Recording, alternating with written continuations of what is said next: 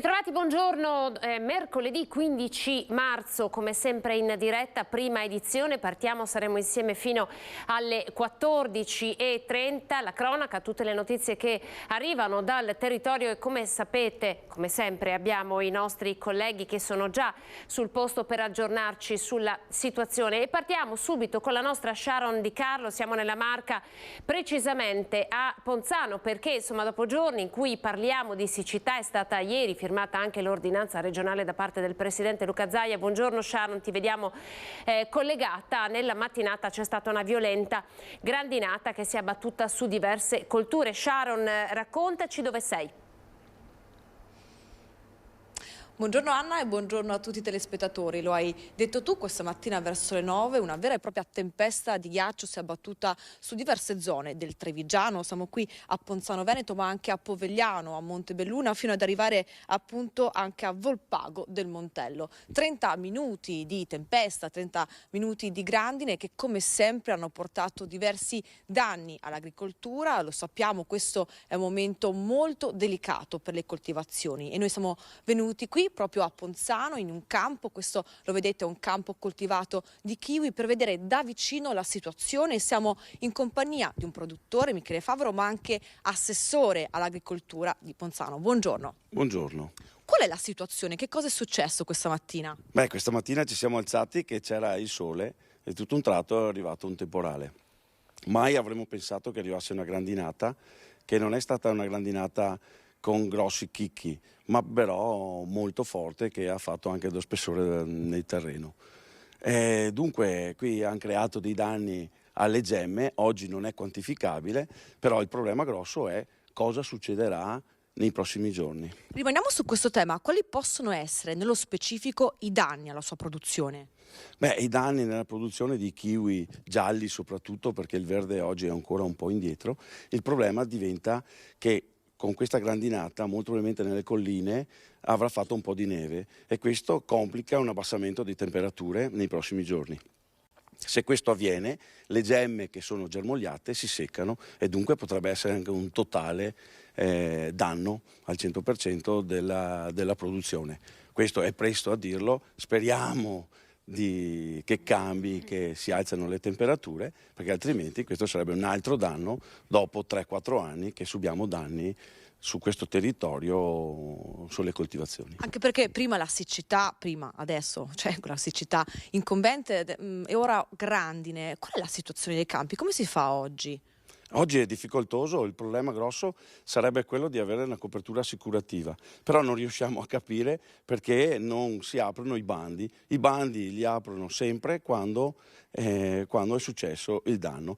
Vede oggi hanno aperto il bando per l'assicurazione della grandine e della siccità e anche delle gelate. Noi è 3 anni che stiamo diventando pazzi, prima con una gelata enorme, poi con una grandinata l'anno scorso sui kiwi, perché c'erano le reti aperte per l'impollinazione, per far circolare le api, e quest'anno abbiamo questo. Però noi è un anno che cerchiamo di dire apriamo i bandi prima perché è un problema, e se quest'anno avessero aperto i bandi il giorno 3 marzo, come le Generali ha detto che si poteva assicurare, oggi dopo 12 giorni di copertura, perché ci serve 12 giorni per andare in copertura, oggi il 15 saremo anche assicurati. Può darsi non serve, perché il danno magari non ci sarà, però saremo più tranquilli. E invece no, siamo sempre qui, ogni anno, con questa situazione. Io non parlo solo per la mia azienda agricola, ma parlo come assessore all'agricoltura per tutelare i nostri agricoltori. Dopodiché abbiamo anche altri problemi, che sono la moria sui kiwi, che ci sono la cicalina, lo scafoideo sui vigneti, e dico, lì adesso c'è col PSR la possibilità di sostituire e ci sono anche dei contributi. Io chiedo di dare una mano anche alle altre culture come kiwi, ciliegie, pesche, tutte queste cose qui. Grazie a Michele Favaro, questo è un tema molto delicato, ci torneremo più avanti. Ora Anna, ci spostiamo dal fratello di Michele, Roberto, che ci fa vedere da vicino la gemma per capire appunto in maniera chiara che cosa sta succedendo e cosa potrebbe succedere. Buongiorno Roberto, ci spieghi? Buongiorno. Ci racconti? Allora, questa è una gemma che è in fase di germogliamento. E fra 7 giorni si vedrà un germoglio lungo 5-10 centimetri, quindi belle da vedere. ci tengo a far vedere, perché ci sarà sicuramente il collegio sindacali che dicono che è presto perché non sta germogliando, invece si vede benissimo che il danno, se dovesse esserci, è già il momento giusto. Quindi dopo a maggio, primi di maggio, dovrebbe esserci la fioritura in base. Come funziona proprio la germogliazione del kiwi? Ci racconti? Niente, adesso c'è l'inizio del germoglio, poi ci sarà fra 8 giorni il germoglio che comincia a crescere facendo le foglie, il fiore che andrà a fiorire verso i primi di maggio e poi via via insomma si ingrosserà fino alla produzione, alla raccolta a fine ottobre. Grazie. Grazie al signor Roberto. Anna, da Ponzano Veneto è tutto, ti restituisco la linea. Grazie alla nostra Sharon Di Carlo sul posto insieme a Nicola Marcato. Questa è la situazione, avete visto tra l'altro la grandinata ha anche mandato in tilt il traffico sulle strade del Veneto, ce lo racconta con questa notizia ad esempio il Gazzettino, guardate il titolo: grandinata improvvisa e violenta, strade imbiancate, code sulla A4 e in tangenziale a Mestre, diversi chilometri di coda, evidenti i rallentamenti alla circolazione per circa un'ora questa mattina e ieri intanto da Possagno il presidente del Veneto aveva annunciato l'imminente firma, che poi c'è stata inserata, quindi l'ordinanza è già attiva, un'ordinanza per invitare i cittadini a prendersi cura dell'acqua e razionarla. Andiamo a vedere che cosa dice l'ordinanza e ascoltiamo le sue parole. L'ordinanza la firmerò, se non stasera, domani. È già scritta, ovviamente siamo in un livello di allerta lieve, non siamo ancora in un livello di allerta che mi permette di firmare un'ordinanza imponendo dei razionamenti. Non lo vorrei mai fare, spero che piova. Però comincia a esserci un'ordinanza, vi anticipo già, che dà delle indicazioni. Siccità, pronta l'ordinanza regionale che al momento non razionerà ancora l'uso dell'acqua, ma darà una serie di indicazioni ai cittadini e alle istituzioni per non sprecare l'acqua. Tanto per dire l'irrigazione dei giardini piuttosto che il pozzo artesiano a gittata continua che sta lì a continuare a sprecare acqua quando si potrebbe magari chiudere con una saracinesca, con una valvola, evitando lo spreco dell'acqua. Sul fronte delle perdite della rete idrica ed irrigua denunciate dal Codacons con un esposto alla Corte dei Conti, Zaia auspica un nuovo piano infrastrutturale. Questo induce a pensare a un piano vero, io l'ho chiamato piano Marshall,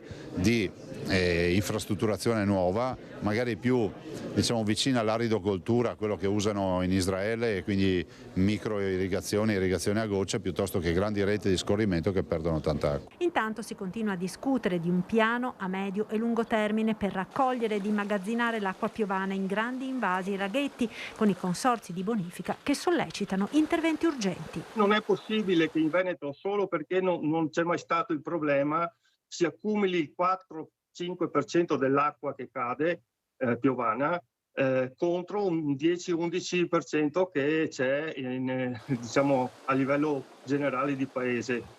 Noi dovremmo arrivare al 50% per essere tranquilli. In Sardegna l'hanno fatto, in Sardegna riescono ad accumulare l'acqua che serve per 2 anni di siccità, perché non lo possiamo fare in Veneto?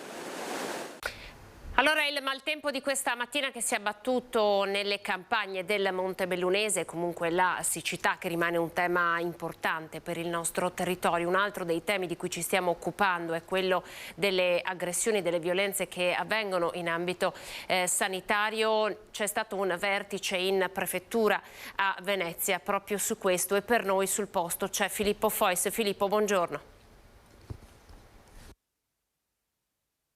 Sì, buongiorno da Venezia, siamo in prefettura dove si è appena concluso un incontro con il prefetto Michele Di Baria, a cui hanno partecipato le forze dell'ordine, anche il direttore generale del ULSS 3 Serenissima, Edgardo Contaldo, che si è fermato con noi, il quale ringraziamo per la sua disponibilità. Si parla di un rafforzamento delle forze dell'ordine negli ospedali dell'ULSS 3 Serenissima. Sì, le ultime indicazioni che arrivano dal Ministero degli Interni sono in questa direzione e la novità potrebbe essere che durante l'estate viene rafforzata la presenza delle forze dell'ordine sull'ospedale di Chioggia e questo per noi è una cosa importante. La situazione adesso, direttore, cioè ci sono molte aggressioni negli ospedali dell'Ulster? Ma è un fenomeno che è latente, è lì, è presente. A volte in situazioni meno critiche, a volte esplode in situazioni a volte anche drammatiche. Abbiamo assistito ad episodi anche molto violenti. È un fenomeno che va conosciuto e quindi anche la formazione in questo serve e va governato. E lavorando insieme con le forze dell'ordine tutte, noi auspichiamo che questo lavoro venga condotto con serenità di tutti e soprattutto nell'interesse sia dell'utente ma anche dei nostri lavoratori, dei nostri infermieri e medici. È pericoloso lavorare in ospedale. Ma io direi che chi sceglie di fare il medico, l'infermiere lo fa anche per una scelta di vita e quindi il rischio in ospedale sono diversi, sono molteplici. Anche il rapporto con le persone a volte può essere un rischio, ma come per noi anche per le forze dell'ordine, per i vigili. C'è stata una recrudescenza però di questo fenomeno, medici che sono stati aggrediti anche per strada. Lei si è domandato per quale motivo, cosa stia cambiando? Il Covid in certi casi ha esasperato il rapporto. Tolta la prima fase dove tutti gli infermieri e i medici erano angeli, poi le cose sono un tantinino cambiate e il rapporto con i medici ma con la sanità in generale si è un tantinino complicato, mettiamolo così. Non riguarda la sua azienda sanitaria perché siamo nell'ULSS 4, però non posso non chiederle un commento su quello che è accaduto nella casa di riposo di San Donà di Piave. Ma guardi, io non conosco i fatti, posso semplicemente esprimere un mio atteggiamento. Le persone più fragili devono essere comunque rispettate e noi è il nostro compito come gestori di questi servizi, abbiamo il dovere assoluto di creare i presupposti affinché le persone più fragili e più deboli trovino attenzione e rispetto. Altri comportamenti non sono neanche degni del genere umano. Grazie Edgardo Contato, direttore generale dell'Ulster Serenissima, e dalla Prefettura di Venezia è tutto, vi restituiamo la linea. Grazie. Grazie a Filippo Fois su questo tema legato alle aggressioni. Un altro incontro con il prefetto, questa volta siamo all'ULSS 2 Marca Trevigiana da parte del direttore generale e appunto il prefetto di Treviso. È stato ottenuto un allungamento dell'orario dell'apertura del presidio di polizia proprio al Cafoncello. Sentiamo. Chiediamo un'estensione dell'orario rispetto all'attuale nei presidi di Treviso e di Conegliano in modo tale da coprire più ore.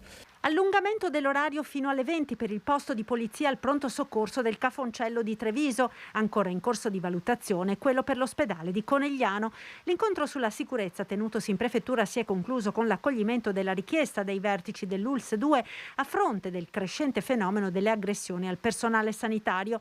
480 gli episodi nel 2022, una ventina dei quali di violenza fisica, gli altri di aggressioni verbali, di qui la richiesta di potenziare la presenza della polizia al pronto soccorso. Di fatto l'80% delle aggressioni al personale avviene in pronto soccorso. Nervosismo, stanchezza dopo 3 anni difficilissimi per la sanità talvolta portano ad un crescendo di tensioni, specie al pronto soccorso, dove i pazienti attendono spesso per molte ore, ma, continua il direttore generale, è importante che le persone comprendano il lavoro dei sanitari. Chi può chiudere poi il percorso è sempre il medico del pronto soccorso, per cui magari una persona entra e viene vista dopo un'ora e dopo deve aspettare 3-4 ore per avere ovviamente l'esito di esami del sangue o di esami specialistici, per cui chiediamo appunto di comprendere, perché non dipende solo dal medico del pronto soccorso, dipende da una rete che deve dare delle risposte cliniche strumentali e tali da poter dire mando a casa la persona perché non ha niente oppure la ricovero. Avete sentito, è stato citato il caso delle aggressioni, delle molestie alla casa di riposo di San Donà, un fatto orribile, si continua ad indagare, ovviamente le indagini continuano, ma intanto ci sono i fatti, li riassumiamo nel servizio di Ilaria Marchiori. 4 operatori sociosanitari che prestavano servizio nella casa di riposo monumento ai caduti in guerra di San Donà di Piave sono stati arrestati all'alba dai carabinieri. Sono indagati per concorso in maltrattamenti aggravati a danno degli anziani ospiti della struttura. 2 sono stati portati in carcere, 2 sono gli arresti domiciliari, ma non è tutto.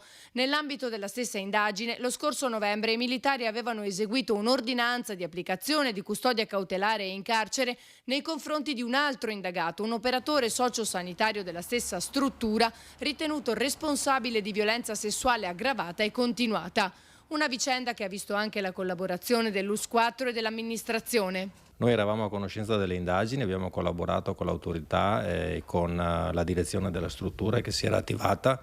Chiaramente i nostri controlli sono periodici e continueranno, perché anche questo permette di evidenziare rapidamente eventuali situazioni anomale. La nostra indignazione nei confronti di queste persone che si sono macchiate di questi reati è assolutamente necessaria e auspichiamo insomma che queste persone non abbiano più avere nulla a che fare con persone in situazione di bisogno. Da una parte ci dovranno essere anche delle prese di posizione, delle indagini rivolte dalla stessa azienda nei confronti di responsabili per capire come è potuto accadere. E dall'altra però ci tengo anche a esprimere gratitudine per tutti quegli operatori che ogni giorno con passione e dedizione si prendono cura dei nostri anziani.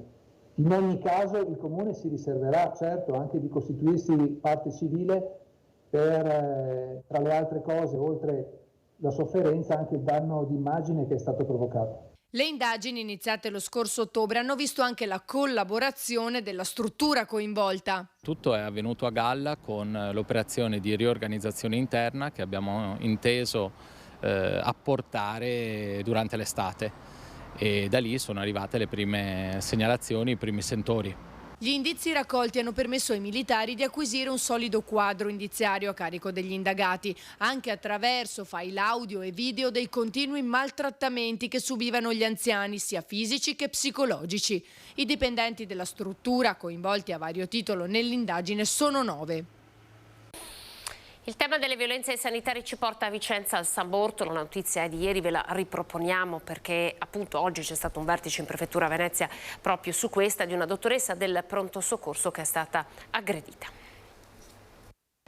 Aggredita da un familiare di un paziente che era già stato assistito e veniva in quel momento monitorato al pronto soccorso. L'aggressore ha assalito la dottoressa dell'ospedale San Bortolo per ragioni non ancora chiarite. Immediatamente il personale del reparto si è adoperato per fermare l'aggressione e contattare le forze dell'ordine che sono subito intervenute bloccando il familiare. La dottoressa, vittima dell'episodio, ha riportato ferite guaribili in 10 giorni. Vicinanza e solidarietà al medico sono state espresse dal direttore generale ULS8 Maria Giuseppina Bonavina, che ha ringraziato il reparto per la prontezza con cui è intervenuto, impedendo che potessero esserci conseguenze molto peggiori. Le modalità dell'aggressione, continua la Bonavina in una nota, sono state particolarmente violente, manifestando l'intento di nuocere gravemente, e questo non può che far riflettere. L'episodio di oggi, conclude, conferma ulteriormente quanto il fenomeno sia drammaticamente in aumento e come non possa essere sottovalutato. Restiamo in tema aggressioni, stiamo nel veneziano. Una donna di 45 anni di Spinea ricoverata con diverse ferite da arma da taglio. Il compagno denunciato in passato dalle colleghe di lei. Le indagini sono da parte dei carabinieri. Vediamo. I tagli inferti con un coltello alla giugolare e all'addome, i più gravi, quelli che avrebbero potuto ucciderla. Poi ce ne sono altri, un po' in tutto il corpo, tra cui sembra, ma non è confermato dalle forze dell'ordine, pure alla schiena. Il fatto al villaggio dei Fiori a Spinea, nella notte tra domenica e lunedì scorso. Lei, 45 anni del posto, ora è ricoverata a Milano dopo un delicatissimo intervento durato ore, sostiene di esserseli procurata da sola, scagionando di fatto il compagno, un 42enne del Padovano. Tuttavia non sarebbe stato lui a chiamare i soccorsi, bensì i vicini, allertati dalle urla della donna, peraltro conosciuta insieme alla famiglia dal sindaco. Al momento il compagno, già con precedenti di furto nei confronti delle donne, non risulterebbe indagato e non ci sarebbero denunce a suo carico da parte della 45enne. Prestare molta attenzione, quindi essere vigili all'interno dei propri nuclei familiari, perché questa è una testimonianza che a volte certe fragilità di tipo emotive possono entrare in casa e quindi creare delle problematiche veramente importanti. Tuttavia, a denunciare in passato il 42enne di Loreggia, le colleghe di lei la vedevano arrivare al lavoro sempre piena di lividi e con occhi neri dalle percosse subite. E c'era pure un processo in corso, ma poi, con lei tornata a vivere insieme a lui, era decaduto pure il decreto di allontanamento. Ora i carabinieri indagano a tutto campo per capire se si siano trattati effettivamente di atti di autolesionismo o, viste le precedenti violenze subite in casa da parte del compagno della donna e mai denunciate da quest'ultima, si tratti di un tentato femminicidio o, terza ipotesi, se siano state coinvolte altre persone presenti in casa quella notte. Lasciamo da parte per un attimo la cronaca, tra pochissimo, dopo la pubblicità, proviamo a parlare del nuovo modello di business in Veneto, raccontiamo delle imprese che hanno incontrato gli investitori, soprattutto le imprese del mondo della meccanica. Lo faremo con Venice Promex, ma lo facciamo tra pochi minuti, vi aspetto dopo la pubblicità.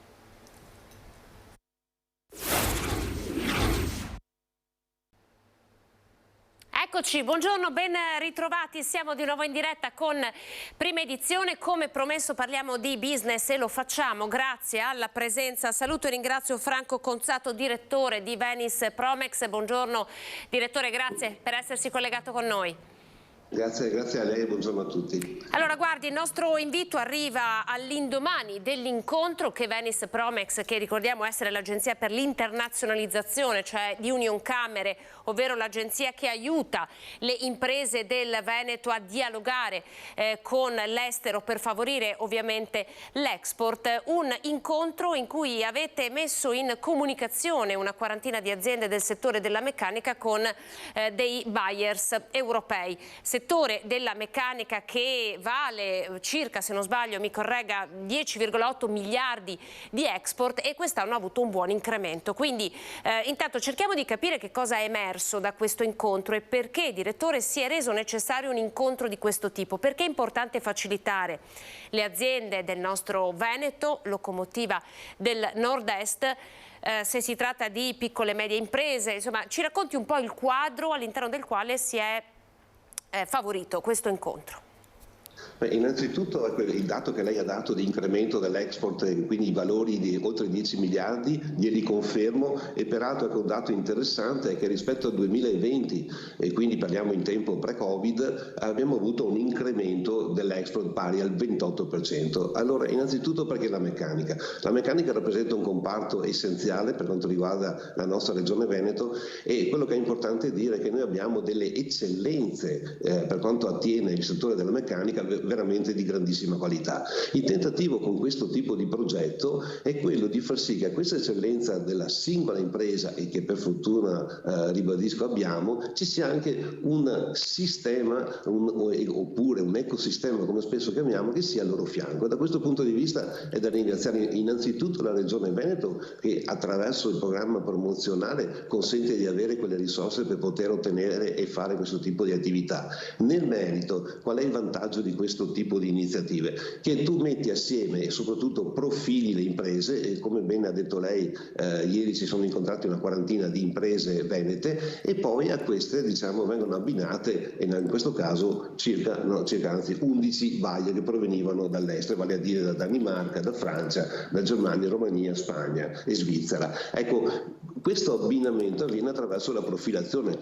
Qui è da far emergere un aspetto. Quando noi parliamo di meccanica, e nel nostro caso nel Veneto, se andiamo a vedere i profili delle nostre imprese, veramente sono di una ultra specializzazione. Cioè andiamo su delle nicchie veramente molto molto importanti, e quindi è importante che trovare l'interlocutore opportuno per quanto riguarda questo. Un fatto importante per quanto attiene la meccanica, io cito un dato del rapporto dell'interscambio tra la dal Veneto e la Cina, prendo la Cina come mercato.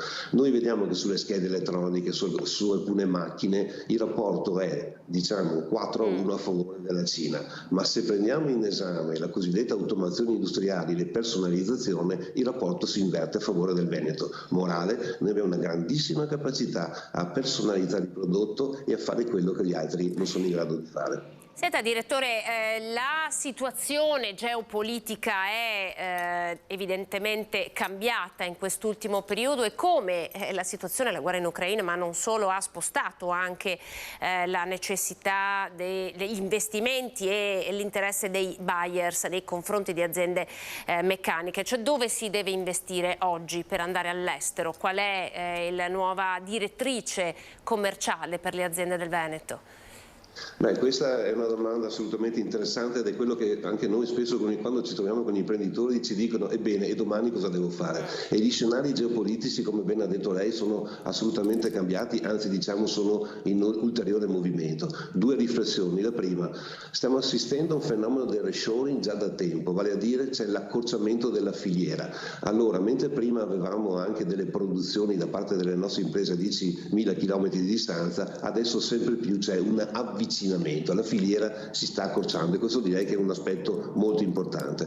La seconda considerazione è che sulla situazione geopolitica avremo davanti a noi sicuramente dei cambiamenti, ne cito uno per tutti. Noi prima il flusso dell'energia era nel nord Europa e quindi vuol dire il Nord Stream. Adesso con questa situazione a cui faceva riferimento giustamente anche lei abbiamo uno spostamento a sud dell'approvvigionamento energetico e quindi l'Italia può ritrovare una centralità maggiore rispetto a prima. E quindi cosa vuol dire? Vuol dire che le nostre imprese devono diciamo avere un'attenzione particolare verso il Mediterraneo, verso l'Africa e ovviamente anche verso i Balcani, e su queste aree probabilmente si potranno sviluppare le nuove sinergie, le nuove filiere, quindi non più a distanze di 10.000 km dalla nostra zona. Quindi possiamo dire, direttore, che la filiera si sta accorciando, quindi è anche un bene questo? Allora, questo per quanto mi riguarda sono d'accordo con la sua affermazione, assolutamente sì, cioè bisogna ritrovare anche il valore. Io guardi, c'è un aspetto che questi incontri, quelli che faceva riferimento anche lei, aiutano anche per un altro aspetto, vale a dire le nostre imprese si devono anche conoscere tra loro, perché spesso parliamo di reti di impresa, di accordi tra le imprese, ma il tema vero è che si devono conoscere. Spesso e volentieri accade che quando si conoscono tra loro scoprono che il fornitore che magari avevano di un altro paese lo poteva avere molto più vicino.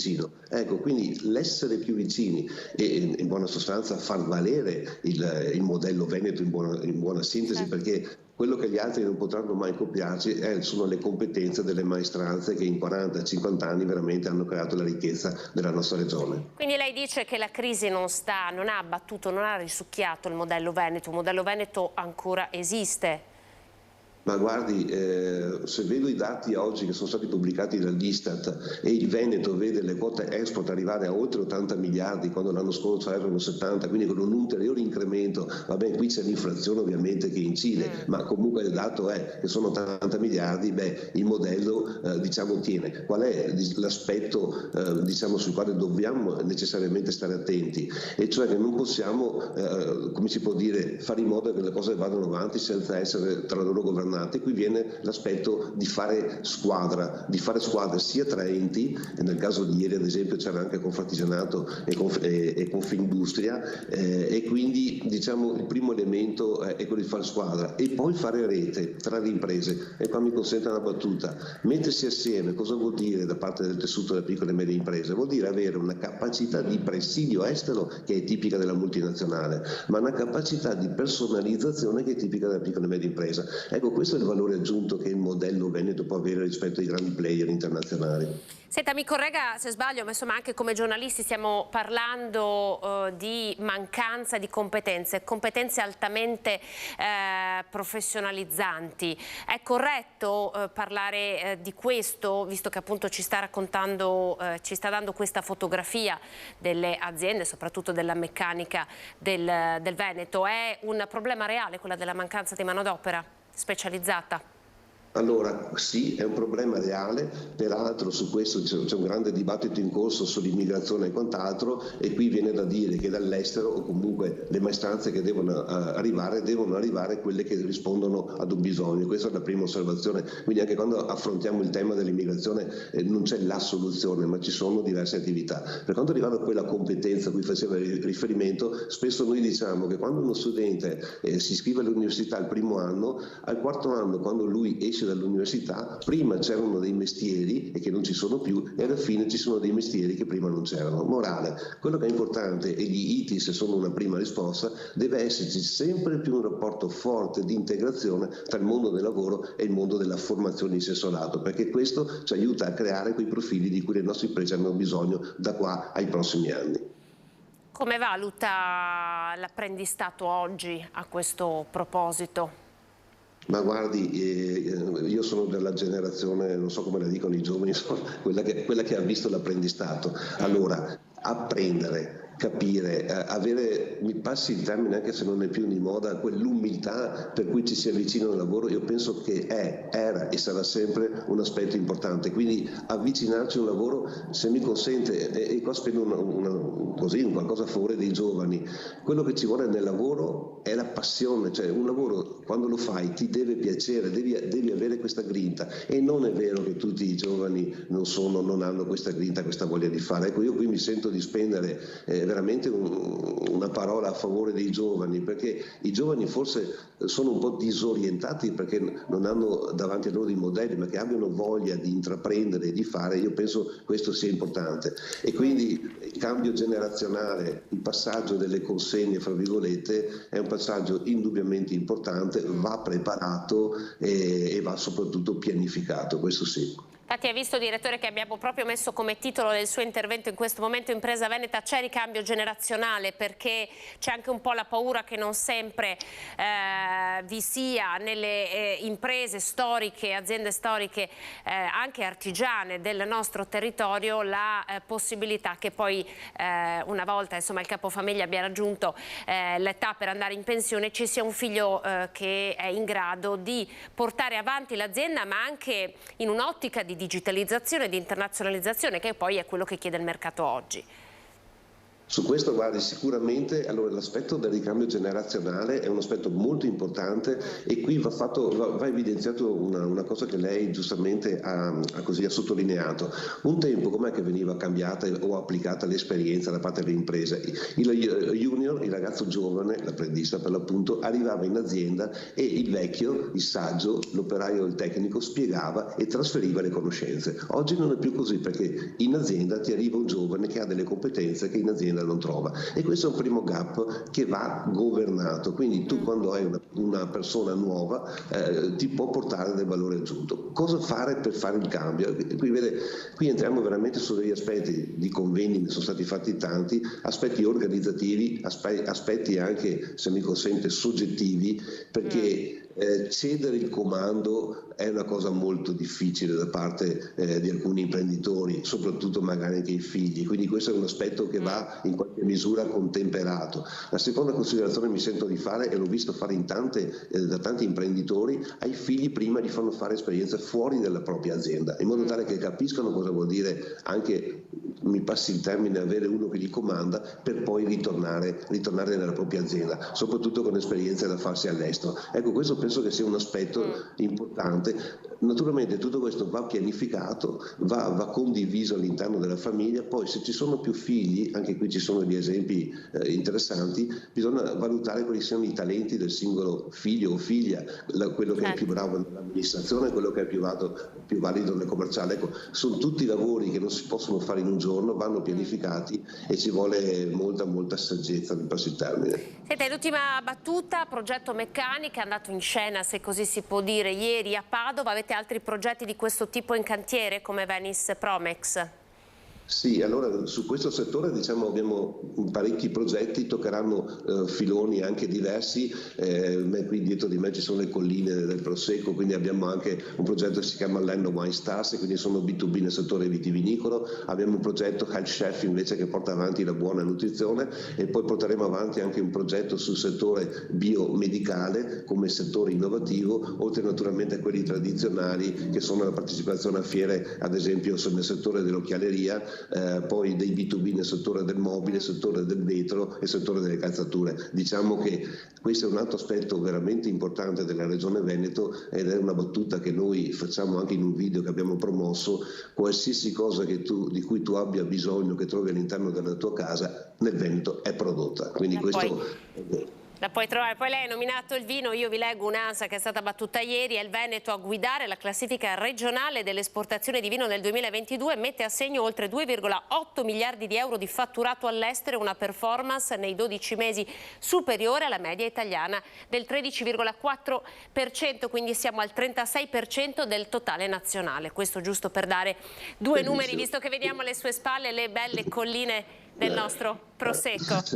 Esatto. Direttore, grazie per essere stato con noi con Venice Promex. È necessario ovviamente promuovere le eccellenze del territorio, farle conoscere all'estero e sapere anche interpretare, no, le trasformazioni del territorio e le trasformazioni geopolitiche, in modo da anche indirizzare, no, le imprese per potersi sviluppare al meglio, internazionalizzare sempre mantenendo le proprie peculiarità. Direttore, grazie per essere stato con noi. Grazie a voi e buona giornata a tutti. Grazie. Arrivederci. Franco Conzato. Noi adesso andiamo a Padova perché con la bella stagione le piazze del centro storico sono tornate a popolarsi di giovani, torna la movida e le polemiche che la accompagnano. Ne abbiamo parlato in diversi momenti. Vedo collegata la nostra Valentina Visentini, se non sbaglio, da Piazza dei Signori. Valentina, buongiorno. Sì, buongiorno da Padova. Nonostante il tempo, sta arrivando la primavera, torna la movida nelle piazze e quindi insomma anche le preoccupazioni di tanti residenti del centro storico padovano che da tempo chiedono al comune che vengano rispettati gli orari della movida e che soprattutto sia una movida più educata. Qui con me c'è Antonia Dalla Costa, presidente dell'Associazione dei Residenti del Centro Storico di Padova. Gli Street Tutor non vi hanno convinto l'estate scorsa, cosa chiedete quest'anno?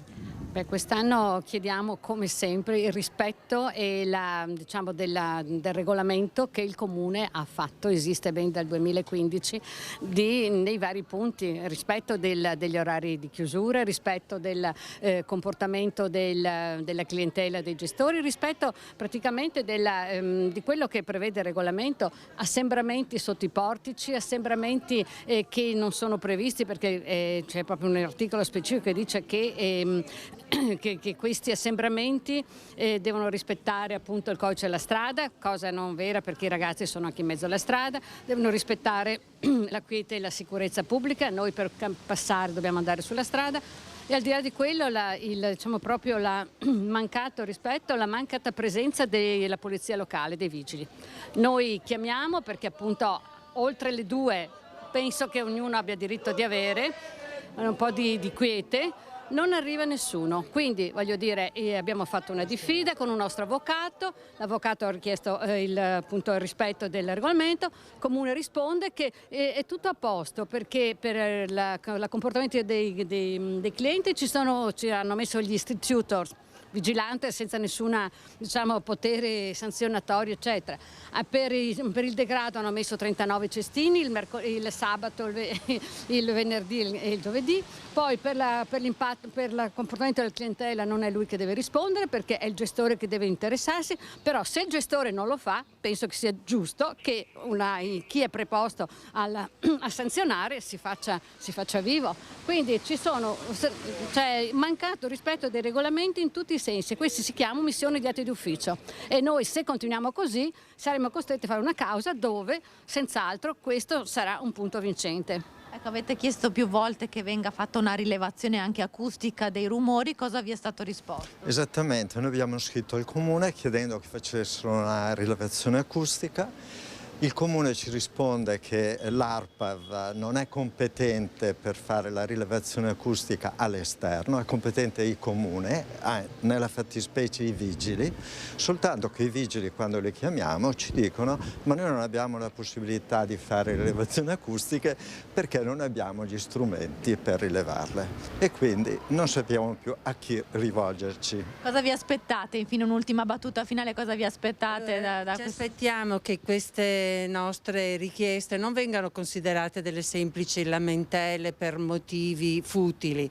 sono delle richieste di far rispettare le norme che già esistono, di continuare a vivere in maniera civile, di poter vivere e di avere una qualità della vita che ci consenta di dormire la notte e di poter parlare con i propri congiunti dentro in casa, perché il rumore è talmente alto che questo non riusciamo ad averlo. Ecco, un'ultima cosa, ci mostra com'è ridotto il muro davanti, insomma, uno della... Sì, comunque il fatto è questo, che nessuno prende delle misure corrette, quindi chi è preferenziato sono bar e soci. La gente che vive qui viene accantonata, si deve arrangiare, no? Il precedente sindaco aveva scritto una lettera dicendo che i residenti del centro storico è bene che stiano nelle loro belle case ad aspettare. La mostriamo in chiusura. Come della Movida sono questi sarebbe la mia casa, uno dei pilastri dove loro fanno così, dove stanno sotto il portico appoggiando scarpe, tutto, portoncini, sputacchiando sopra, cioè voglio dire, per carità, cioè tutto non è che va bene il divertimento, ma nel rispetto anche dei residenti. Quindi questa è la situazione nostra. Comunque penseremo cosa fare se la situazione non viene presa in considerazione dal comune, dall'amministrazione. Faremo i nostri passi. E allora da Piazza dei Signori è tutto, restituisco la linea allo studio. Grazie alla nostra Valentina Visentini in collegamento da Padova, e utilizzeremo evidentemente questo spunto offerto dalla nostra Valentina per dare il via al dibattito politico. Circa 3/4 d'ora insieme. Vi presento i nostri ospiti. Ci sono Antonino Pipitone per il Terzo Polo. Buongiorno. Eccola, buongiorno, grazie. Poi Jonathan Montanariello per il Partito Democratico. Stiamo aspettando Marcello Bano. Buongiorno Jonathan. Buongiorno dottoressa. Eccoti, grazie. Allora stiamo aspettando Marcello Bano della Lega, lo aspettiamo in studio, ma intanto Pipitone, partirei da lei. Ha visto le scene a Padova, i residenti che in qualche modo chiedono un controllo diverso, e poi la stessa polemica in qualche modo sta emergendo anche per quanto riguarda la città di Treviso, con una specie di dialettica interna al centrodestra tra Fratelli d'Italia e Lega per la questione baby gang. E io le chiedo, esiste una ricetta per la sicurezza? Perché sono diverse le proposte che vengono lanciate dagli operatori di strada al controllo del territorio, ma qual è la ricetta per il Terzo Polo?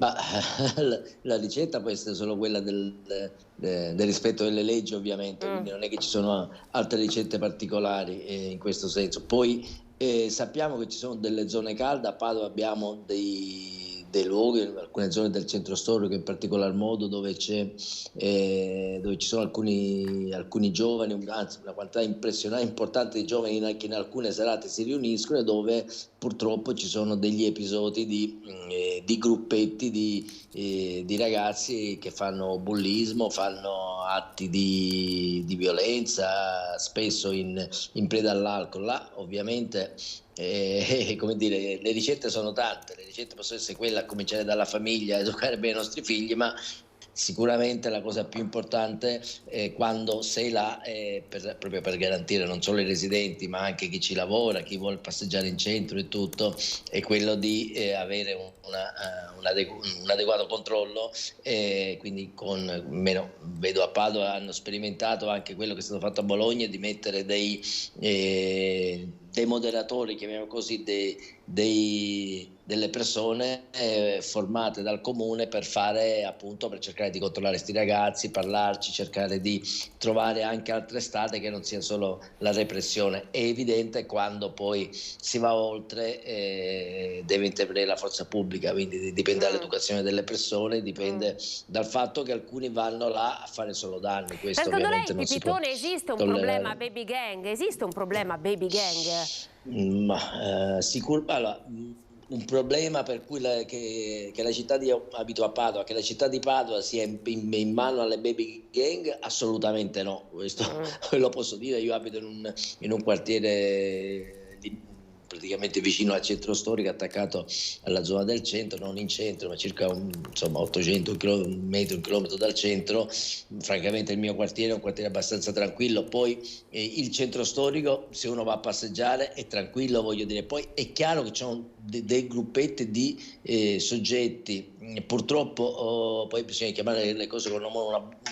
Una parte sono ragazzi di origine straniera, spesso in seconda generazione, una parte sono di origine strettamente italiana, voglio dire, però il problema è che diciamo, non è che si può dire che per questo, perché ci sono degli episodi di bullismo, di qualche episodio di violenza, che la città sia in mano alla criminalità. Questo francamente io non lo vedo. I miei figli vivono la città, anch'io quando escono i miei figli, anche una ragazza di 20 anni, sto sempre attento, come è giusto deve fare qualsiasi genitore in qualsiasi posto, secondo me, perché tranquillo non si può mai stare, però insomma vivono la loro vita tranquilla. A Padova anche a orari anche abbastanza tardi della notte, della sera, quindi i ragazzi fanno la loro quindi, vita. Insomma, lei ci sta un po' dicendo, Pipitone, che il tema della sicurezza è un po' un tema sfoggiato in campagna elettorale dal centrodestra.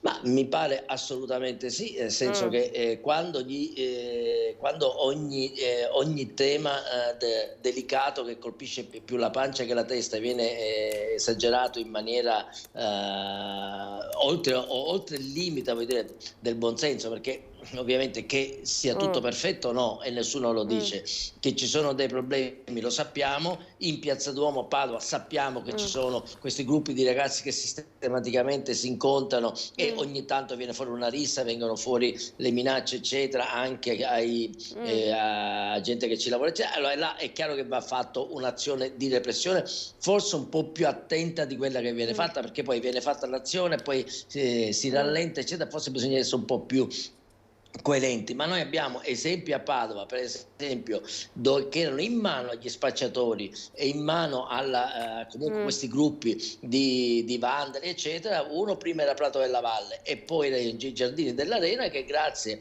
a un'azione di lavoro dell'amministrazione praticamente ci sono attività culturali, ci sono attività di bar, ci sono biblioteche, insomma si è creato tutto un circuito positivo per cui la gente si è riappropriata di queste zone.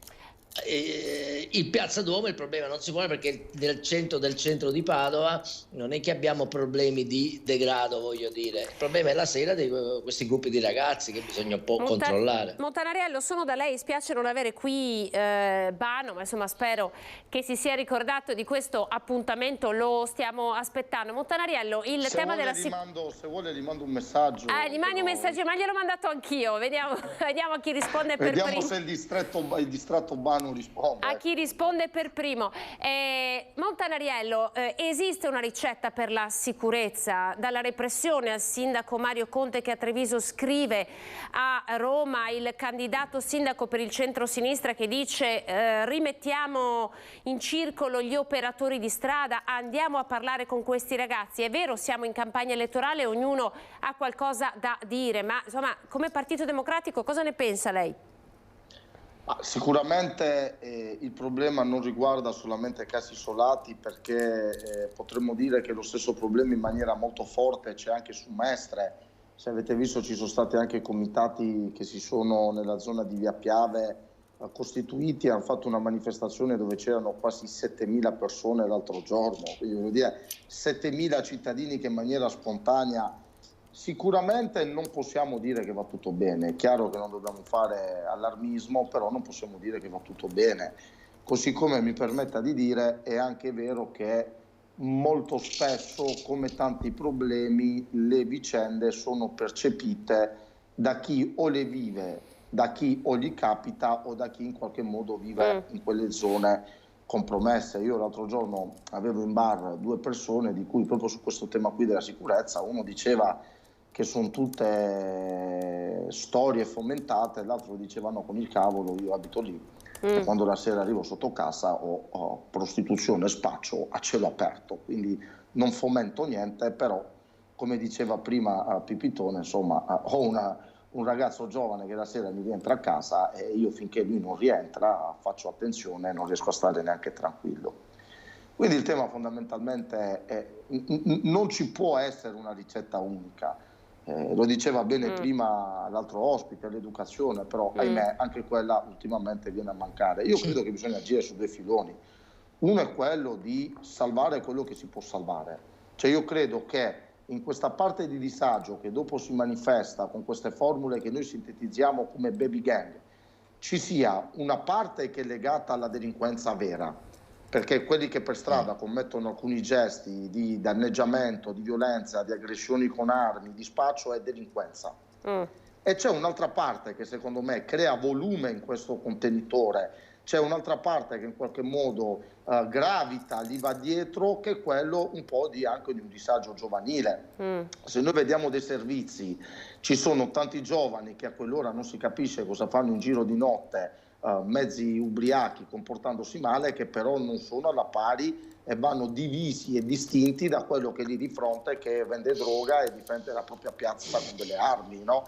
Quindi secondo me sicuramente bisogna andarci a parlare, cioè noi dobbiamo andarci a parlare anche perché il fenomeno lo dobbiamo conoscere e dobbiamo spiegare alla parte buona che c'è all'interno di questo fenomeno non positivo che forse sta prendendo una strada sbagliata e bisogna intervenire sul tema dell'educazione. Dall'altra parte ci vuole il ritorno al controllo e al presidio delle strade, che non vuol dire andare a mettere i militari per strada o andare a fare quelle trovate che spesso la destra ci ha abituati, che sono molto più trovate hollywoodiane che pratiche, perché che metti il militare per strada, cioè, cosa ti può fare? Ma ritornare al controllo vero, ritornare ad avere i turni dei vigili di sera, i vigili che girano, ritornare ad avere anche una volta c'era il vigile di quartiere che già da lontano ti vedeva, ma no, ma non servono, ma secondo lei no, dottoressa? No, gliel'ho detto, in realtà la mia è un po' una provocazione, perché è appena arrivato Marcello Bano della Lega, allora eccolo qua, è arrivato. Ciao Marcello, ciao. Posso dire, guardi, non perché qui,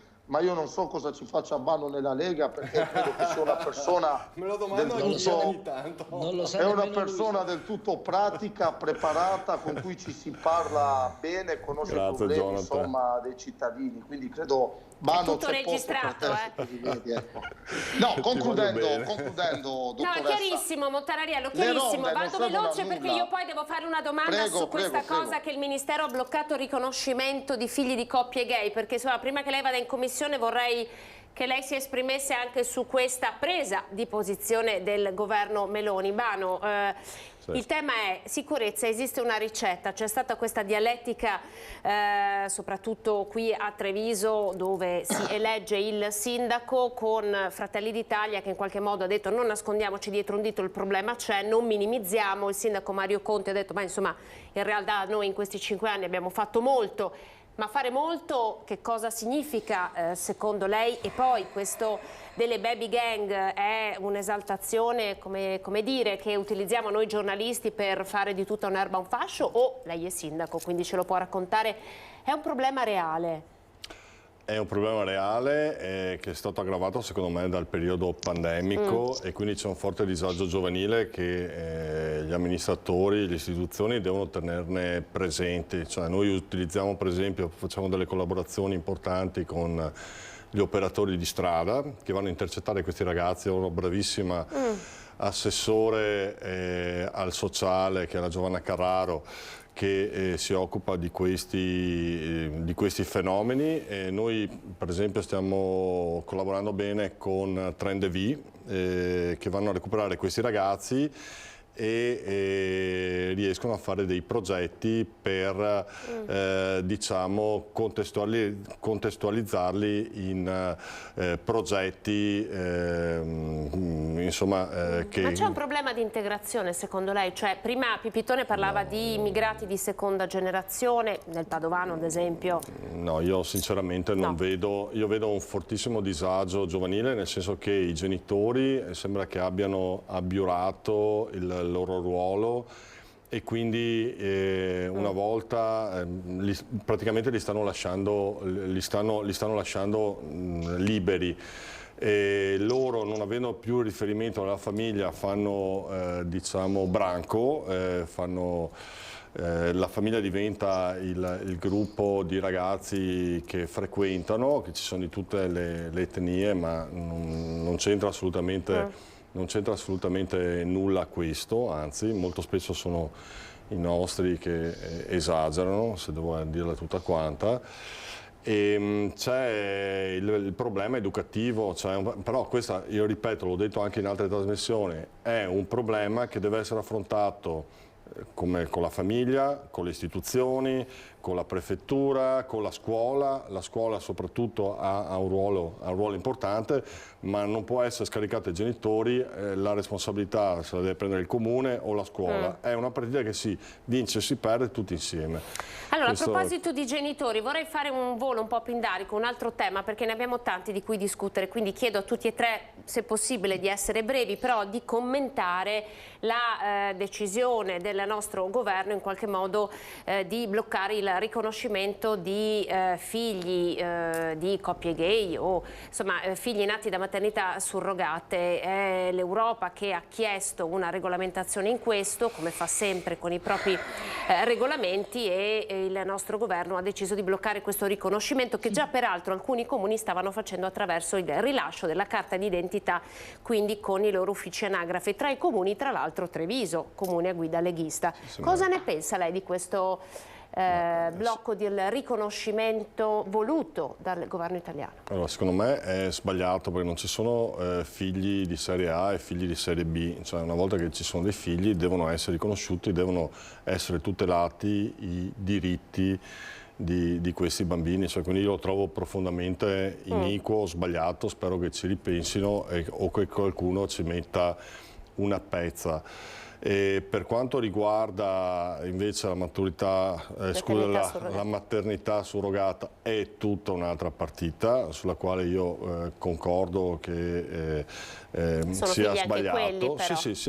Ma sia sbagliata la maturità surrogata. Dopo che in questo momento ci sia la necessità di riconoscere uguali diritti a questi ragazzini, penso che sia assolutamente doveroso e non debba esserci una discriminazione da parte di chi che sia, soprattutto all'istituzione, perché oggi purtroppo i modelli familiari stanno cambiando completamente, ci sono le famiglie monoparentali, famiglie composte anche da persone dello stesso sesso, e quindi non vedo per quale motivo devono essere penalizzati i nostri bambini, cioè, io lo trovo sinceramente sbagliato. Beh, tra l'altro ci sposta molto verso est, no? Questa decisione, come Romania, Bulgaria, cioè l'Occidente ci è... ha già fatto, ha già legiferato in questo senso, i figli nati... I bambini devono essere tutelati a prescindere. Dopo, se bisogna aprire una discussione sull'utero in affitto, la maturità, la maternità... Non le viene oggi questo no, mi viene la maturità. Non le viene. La maternità surrogata. Allora, su quello io sono assolutamente contrario, perché non penso sia... ma questo magari sono anche... come posso dire, aspetti personali, però io lo trovo sbagliato pagare qualcuno per soldi per avere un figlio, io lo trovo assolutamente sbagliato, secondo me non deve essere questa qua la strada, spero che comunque anche qua c'è una normativa chiara, dopodiché una volta che c'è il bambino la priorità è il bambino. Ad essere riconosciuto, ha diritto ad avere e soprattutto anche il diritto dei genitori, no? Di poter essergli accanto, anche a livello insomma sì, perché nella vita legale, succedono no? tante cose. Io vedo famiglie con genitori di sesso diverso, che dopo uno dei due si scopre invece omosessuale o legato allo stesso sesso, e quindi succede che si rompono queste famiglie, se ne prende coscienza, ma perché ci devono andare di mezzo i figli? Cioè, Su questo Pipitone e Montanariello. Pipitone, a lei. Cosa devo dire? Che sottoscrivo quello che diceva Bano, che veramente bisogna cambiare partito. È evidente... è la raccolta firme in Antenne 3, perdonatemi. È evidente una cosa assolutamente la palestiana: se vengono riconosciute le famiglie fatte da persone dello stesso sesso, mi pare strano non poter riconoscere i figli che questi possono avere, voglio dire. Mi pare una delle tante scelte, se mi consente il termine un po' stupido, del governo per rimarcare dei vecchi stereotipi che ormai sono lontani dalla nostra civiltà. Poi uno può essere d'accordo o meno sulle coppie gay, sull'utero in affitto, su questo possiamo aprire un confronto, come dire, però c'è un dato di fatto: ci sono delle situazioni nuove che sono venute fuori negli ultimi decenni, negli ultimi anni, dove persone fanno la loro scelta di vita in assoluta autonomia e libertà, e noi dobbiamo rispettarla, voglio dire. Può piacere o meno a me questo o un altro, però la politica deve essere in grado di regolamentare e garantire diritti a tutti. Non è che la politica può lavorare creando discriminazioni e creando situazioni di illiberalità e di mettere in difficoltà delle persone che sono persone che fanno la loro vita onesta, per bene, voglio dire, che vogliono avere una speranza di vita, di famiglia. Io penso che una politica lungimirante, intelligente, che guarda al futuro, come diceva Bano, nell'interesse dei bambini innanzitutto, deve regolamentare e dare a tutti le stesse opportunità e le stesse regole. Non è che facendo la discriminazione ha risolto niente questo governo, e non so se questo gli crea consenso o meno, perché l'obiettivo poi è sempre quello, poi il consenso o una concezione della vita e della società che è veramente, se mi posso permettere, anacronistica. E visto che poi, insomma, nell'occhio del ciclone finisce sempre il Ministero dell'Interno, quindi Piantedosi. Oggi, tra l'altro, dalle acque di Cutro sono stati recuperati altri 4 corpi. Parleremo un attimo anche di questo, Montanariello, però anche a lei chiedo un commento su questa decisione del Ministero dell'Interno.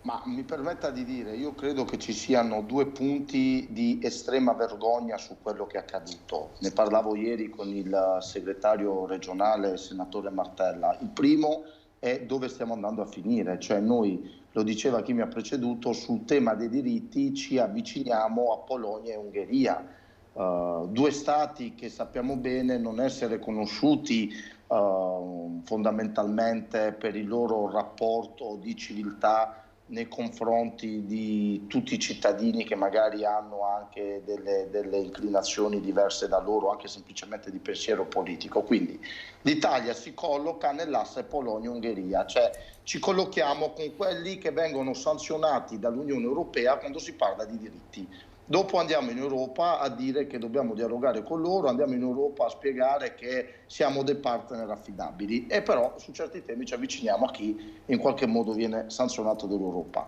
È una scemenza, ma intanto sotto l'aspetto pratico, lo dicevano prima, si tratta di riconoscere uguaglianza e civiltà. Parliamo di circa 2,5 milioni di minorenni coinvolti, ma avviene in un momento dove abbiamo una premier donna, e quindi ci saremmo aspettati anche una maggiore sensibilità su certi temi, che vuol dire non andare necessariamente a debordare nel confronto politico di marcare il territorio su certi temi. E chiudo dicendo, qua non è che si trattava di fare cose stralunate, si trattava di riconoscere a questi minori, stimati circa 2,5 milioni, la loro libertà di circolazione all'interno di uno spazio europeo, di girare, di circolare, di studiare e di avere quell'uguaglianza e quei diritti che hanno tutti.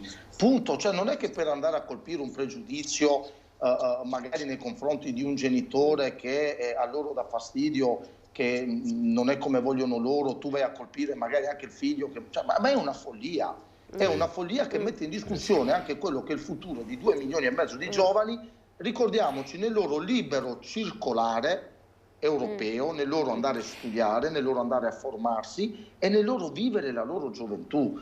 Quindi stiamo parlando di una cosa che dal punto di vista istituzionale urla vendetta per dove ci andiamo a collocare, cioè mi perdoni, io non so se bisogna appartenere a un partito politico per dire che non vogliamo collocarci con l'Ungheria su certi temi, ecco. Chiarissimo, chiarissimo. Tra l'altro ce lo chiede l'Europa, no? Ma questa Europa, che tra l'altro dal suo partito è stata vista nei diversi tempi, in diversi modi, con diversi ruoli. Oggi ieri l'Europa è stata attaccata anche dal presidente Zaia per quanto riguarda la gestione degli sbarchi, stanno continuando ad arrivare migranti, abbiamo parlato anche della caserma ex Zanusso qui ad Oderzo, si è riempita ancora e non preoccupa la rotta balcanica, non si riesce a trovare una quadra su questi migranti. No, la questione dei migranti è una questione che ci portiamo avanti da decenni. Io anche qua ne ho sentito di tutti i colori, adesso sarebbe colpa della Wagner, dico ma scusa, ma 4 anni fa, 5 anni fa, 10 anni fa, c'erano i russi che pagavano 8-10 mila euro per far salire queste persone. Però lei da sindaco lo SPRAR l'ha vissuto? Sì, l'ho vissuto male, nel senso che hanno fatto un centro di accoglienza straordinario dove hanno messo in un albergo 100 persone con tutte le problematiche che abbiamo avuto di blocchi stradali, spazio eccetera, quindi quello è assolutamente, era un CAS, non era uno SPRAR. Centro di accoglienza straordinaria, esatto, giusto per chiarire. Mentre diciamo, quello che abbiamo subito un mese fa, ma là era una questione formale, perché ripeto, a prescindere sono persone, cosa hanno pensato bene su un appartamento di 60 metri quadri, hanno pensato di mettere dentro senza nessuna indicazione, senza nessuna comunicazione con l'amministrazione comunale, hanno pensato di mettere dentro 11 persone, che gli abbiamo fatto presente che su 60 metri c'è una legge ancora del 72 che dice che bisogna che ci sia 10 metri per ogni persona, e quindi 5 sono andato al prefetto il giorno dopo e 5 sono stati... E voi siete stati un po' bypassati, no? No, ma infatti io ho fatto presente che la legge, allora siccome io mi conformo alla legge, nel senso che sono rispettoso delle istituzioni eccetera, purché ci sia un rispetto reciproco, e infatti col prefetto ci siamo chiariti subito, di cui io ho una stima assolutamente infinita, perché è veramente una macchina da guerra perfetta. Abbiamo fatto presente che c'era stato questo piccolo cortocircuito, l'abbiamo sistemato e gli abbiamo dato dignità anche alle 6 persone che erano dentro l'appartamento, che erano gente che era già occupata in posti di lavoro, che aveva già un'occupazione eccetera, quindi problemi non ce ne sono. Il problema è quando, perché questo è quello che sto vedendo in giro e sinceramente l'amministratore non mi piace a prescindere dal colore politico, quando a puta caso stanno arrivando tutte queste persone e vengono messe, è un caso, in regioni che sono ad amministrazione più di sinistra e questo sinceramente non mi va bene. Come non mi va bene... Il Veneto è di destra però, sì, il Veneto è di destra, come non mi va bene che sia riempito la caserma Zanusso, che purtroppo è tornata agli onori della cronaca anche con il sindaco di Oderzo, poveretta, che l'ha subita, o il sindaco Mario Conte, o queste situazioni qua, secondo me, o impariamo a gestirle, che non vuol dire mettiamoli là perché non sappiamo dove metterli, o l'Europa si fa carico di una ridistribuzione corretta, oppure così, mi dispiace, non possiamo andare avanti perché i problemi vengono sempre scaricati sugli enti locali, quindi sui sindaci, sugli amministratori. Questo è un problema del governo, se ne deve far carico il governo, che non vuol dire scaricarli in blocchi nei comuni. No, tanto perché voglio essere chiaro su sta roba qua. Allora vorrei sentire su questo anche Pipitone e Montanariello,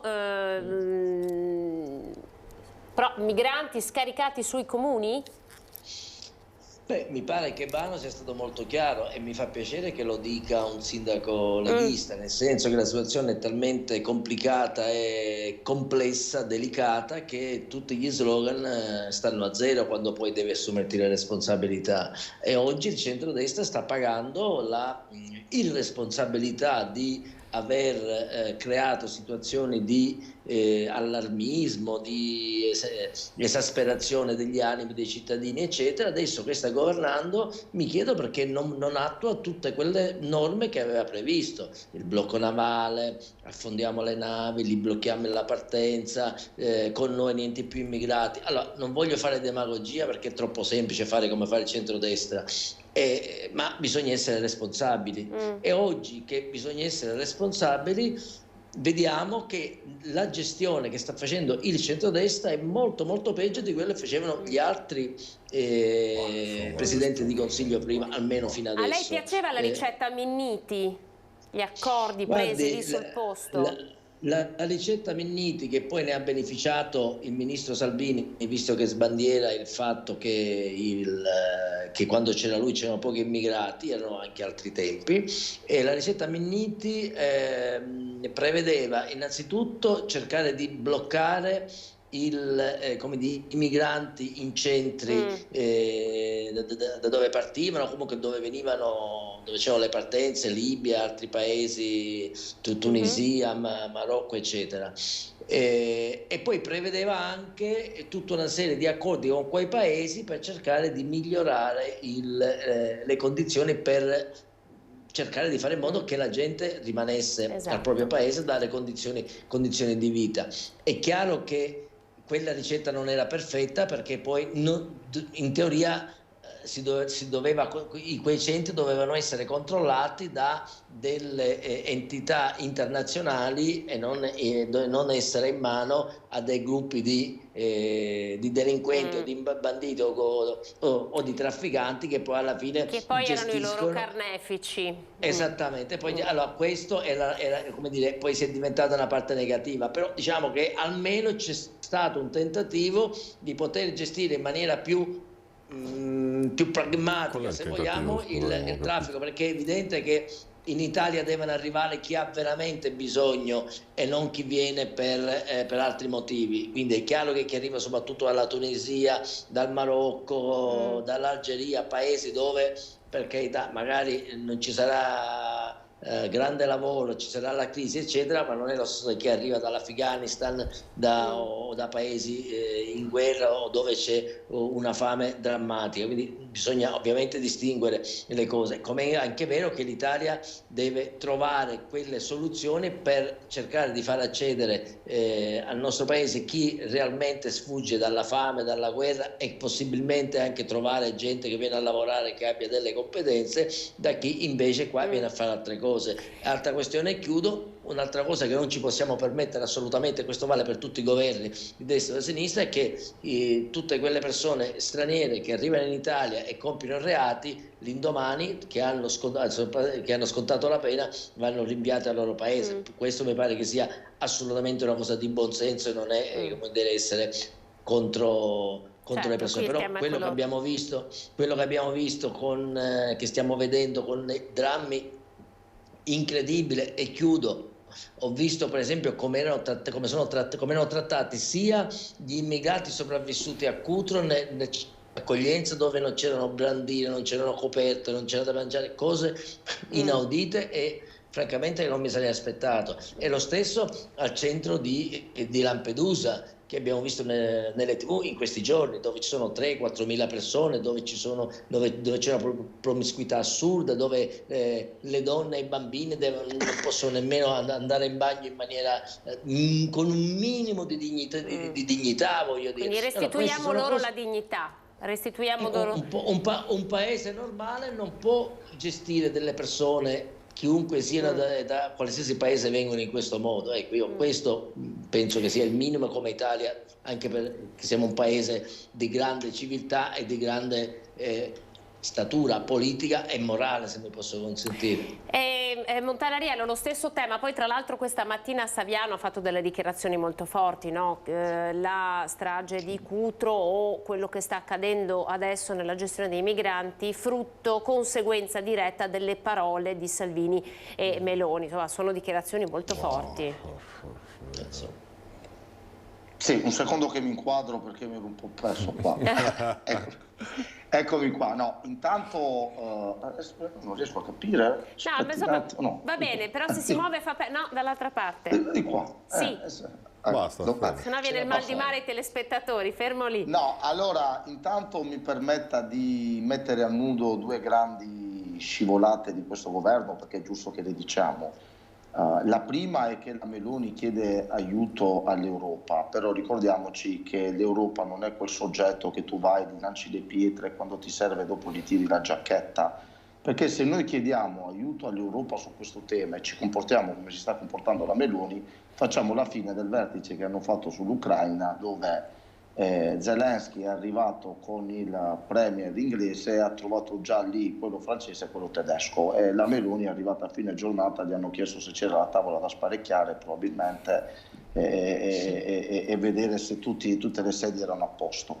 Secondo tema, ma guarda, io ho apprezzato molto l'intervento di Lollobrigida, che credo sia una persona che prima di parlare si documenti riconosco anche questa virtù politica non molto diffusa ultimamente. Lollobrigida è andato, ha fatto un giro di quelli che sono stati i summit delle associazioni di categoria, no? Quindi CIA, Coldiretti, e a un certo punto ha capito che il messaggio in maniera comunicativa e semplificata è stata: se non abbiamo un determinato numero di lavoratori, è bene che vengano i politici a farsi questo tipo di lavoratori, perché altrimenti noi nelle fabbriche non abbiamo nessuno. Quindi venite voi cari politici e vi fate voi i saldatori, la raccolta dei pomodori. Però Montanariello, mi perdoni, all'ex Zanusso ci sono 260 persone che sono lì da anni, perché non gli insegniamo a fare qualcosa e non gli... Alcuni lavorano, ma guardi che, se noi siamo d'accordo, il problema è che se tu non elimini la Bossi-Fini, questa gente non può neanche lavorare, la devi tenere là. Ci sarà chi non vuole lavorare, ma ci sarà anche qualcuno che avrà voglia di imparare qualcosa, no? Non facendo tutta l'erba un fascio. E quindi il tema qual è? Che Lollobrigida va sul giornale dicendo ci servono 400.000 lavoratori subito per mandare avanti le produzioni, insieme alle associazioni di categoria. Il buon Salvini che la deve sparare, perché se no Salvini non si distingue, va lo stesso giorno a dire flussi migratori 80.000 persone. Quindi vuol dire che qua ci vuole una serietà quando parli di certi temi. Sono d'accordo con lei, eliminiamo la Bossi-Fini, vediamo chi è davvero una persona che ha diritto di restare qui ed è un rifugiato, una persona protetta, e la facciamo restare, la rendiamo produttiva. Vi posso garantire che ci sarà chi non vuol fare niente, ma ci sono tanti che sono stanchi di non fare niente, avranno voglia anche di lavorare, e la inseriamo in un circuito di produzione. Ma finché tu la Bossi-Fini, questa gente qua non può neanche lavorare, non può neanche aprire un conto corrente. Allora, va bene, subito eliminiamo la Bossi-Fini, chi non ha diritto va a casa, chi ha diritto di stare in Italia rimane e lavora, e chi è delinquente pena certa ed espulsione. Cioè non è che ci voglia tanto, ma non puoi trattare in maniera ideologica questo tema, perché sa cosa succede dopo? Succede come è successo a Cutro, e se uno pensava di fare chi c'ha il pugno più duro degli altri e fare il braccio di ferro tra la Guardia Costiera che deve intervenire, perché è chiaro che a Cutro è successo qualcosa. Cioè, se dall'operazione di polizia la finanza rientra dicendo che c'è tempesta, cioè secondo voi può reggere una bagnarola in legno? Non era chiaro che c'era una tempesta? E dopo io credo che elettoralmente ha fatto male anche alla Meloni, perché la risposta a Cutro non gliel'hanno data i partiti politici, ma gliel'hanno data i cittadini, che prima gli hanno lanciato i peluche e dopo anche tanti suoi colleghi durante la conferenza stampa l'hanno incalzata e interrotta perché diceva cose che non corrispondevano alla verità. Anche politicamente fa male quando ti comporti in un certo modo, ecco. Vorrei chiedere a Bano di rispondere su questo, no? Il problema è la Bossi-Fini, è stato chiamato in causa da Montanariello diverse volte Salvini. il leader del suo partito. Io capisco che ci sia giustamente una contrapposizione politica, dopodiché... No, ma è vero, dottoressa, che Salvini ha detto 80.000 e loro brigida 400.000, l'hanno detto le testate nazionali, Allora, secondo me anche quella è una puttanata, cioè nel senso, in generale le quote, allora c'è un ministro che ha detto servono 500.000 lavoratori, perfetto, e questo è un problema che hanno le aziende che ha il territorio di reperire manodopera, o specializzata o non specializzata, però manodopera, questa è un'esigenza nostra. Un conto è far passare il messaggio che con questi 500.000 lavoratori, con queste quote, non parte più nessuno. È una cavolata, cioè, nel senso che i disperati continueranno a partire, e continueranno a partire perché comunque ci sono dei trafficanti di esseri umani che sono scafisti, che sono delinquenti, che continueranno a fare business su questi disperati. Quindi non c'entra niente le quote. Le quote è un'esigenza che abbiamo noi come tessuto produttivo, come territorio, e questo è un punto. Altra questione sono e quindi dobbiamo decidere, scusate, bisogna che decidiamo se vogliamo che questo fenomeno sia gestito dallo Stato, da uno Stato di diritto, oppure da questi delinquenti. Quindi dobbiamo chiarirci su questo punto qua. La cosa principale... Sono d'accordo con Vanno, dottoressa, su la cosa principale però sono i profughi di guerra, quelli che fuggono, cioè là non ci sono quote, non c'è niente, cioè, quello che per me è inspiegabile, se ci sono dei profughi di guerra che fuggono sui barconi, vuol dire che stiamo sbagliando qualcosa, come Stato, come Europa, come tutto, perché i profughi di guerra devono essere recuperati senza se, senza ma. Immaginiamo anche quanti aiuti abbiamo dato, stiamo dando appunto, ai paesi. Cioè, nel senso che se qualcuno si mette in barca per raggiungere un paese di primo approdo, di prima accoglienza, eccetera, è un profugo di guerra, evidentemente stiamo sbagliando una politica, perché secondo me per quelle persone là servono dei corridoi umanitari definiti, servono dei campi profughi per fare una selezione se sono profughi di guerra oppure no, è un'altra cosa importante, ma se non partiamo in maniera pragmatica dal problema non troveremo una soluzione con gli spot, blocco navale, accogliamoli tutti, respingimenti, cioè sta roba qua, a prescindere da destra, sinistra, Lega, non Lega, eccetera, però non ha mai portato a nulla, anzi non siamo riusciti ad affrontare in maniera concreta il problema. Allora bisogna affrontarlo in maniera concreta, secondo me, partendo però da un presupposto che sono corridoi umanitari per i profughi e campi profughi. Questo è quello che penso io, con accordi internazionali. Altrimenti non ne veniamo fuori. C'è lavoro nel suo territorio? Sì. A noi ce n'è. Ci sarebbe bisogno di manodopera? Ma ce n'è bisogno. Ci sono persone che io vorrei riuscire a trovargli un posto di lavoro che hanno delle purtroppo difficoltà oggettive, che sono cittadini in 90 Padovana e che sono molto dispiaciuto. Sono molto dispiaciuto perché hanno delle percentuali di invalidità che però non sono né così alte né così basse, e quindi sono là, è un po' un fallimento anche mio, mi ci metto anch'io, perché insomma non sono tanti i casi, ma dopodiché, se posso dirlo tutto, c'è uno che non riesce a trovare lavoro, secondo me è perché o non lo cerca o perché non vuole, perché è impossibile, cioè ragazzi, io ho richieste continue di operai, di lavoratori, eccetera, non lo so, insomma. Allora, poi, questa è una notizia, Ma dappertutto, pensiamo solo agli stagionali, pensiamo solo ai locali, i bar, eccetera. Adesso manderò anche mia figlia a fare la pizzaiola, che giusto va a scuola, ha superato i 16 anni, va a lavorare. Allora, Pipitone, sono da lei, visto che lei ovviamente lavora in ospedale, stimato professionista, voglio che lei commenti la notizia che è appena stata battuta dall'ANSA, un'altra aggressione ad un medico avvenuta nel Veronese al pronto soccorso, come quella avvenuta al pronto soccorso del San Bortolo di Vicenza, questa volta tardo pomeriggio di ieri, siamo a Bovolone, è stato raccontato dallo stesso medico in una telefonata, appello al quotidiano L'Arena, autori dell'aggressione una coppia di pazienti, quindi in due, che lo hanno inseguito fuori dal suo ambulatorio, lo hanno picchiato lasciandolo dolorante a terra. L'aggressione al dottor Tesfaye, l'ennesimo campanello d'allarme di una situazione diventata insostenibile. Ce lo conferma? Sì, lo confermo perché purtroppo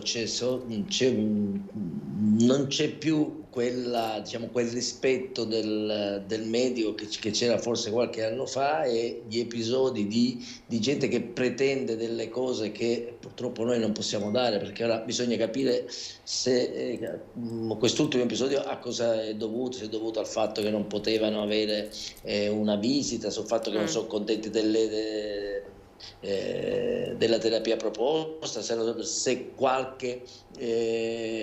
le cose non sono andate come dovevano andare per quanto riguarda le cure. Ma lei percepisce una tensione che comunque si sta alzando? C'è una tensione, ma sì, ma io stesso ho avuto delle aggressioni non di persone in maniera violenta, ma di violenza verbale, sì, ne ho avuta più di una, nonostante io, ora, perché non lo devo dire io, dovrebbero dire gli altri, sono una persona veramente molto, ma molto disponibile, quindi è evidente, ci sono ormai delle situazioni che vengono scaricate su noi medici, in parte dovute al fatto che la situazione sanitaria in questi anni è peggiorata. Anche in Veneto, che se ne dica, cioè se tanti medici scappano al sistema sanitario regionale / nazionale, ci sarà un motivo.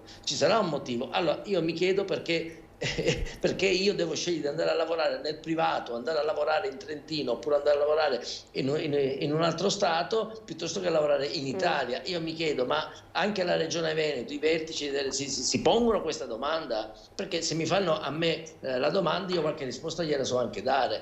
Quindi tra l'altro questa situazione delle violenze sui medici viene totalmente a parte una domanda, ci sono gli articoli sui giornali, su tutti i giornali eccetera, ma di fatto poi non viene fatto niente, siamo lasciati soli a fare il nostro lavoro, a gestire da soli la situazione. Per carità, non ci può essere un carabiniere dietro ogni ambulatorio, però ci devono essere delle forme di tutela, delle forme anche di informazione ai cittadini.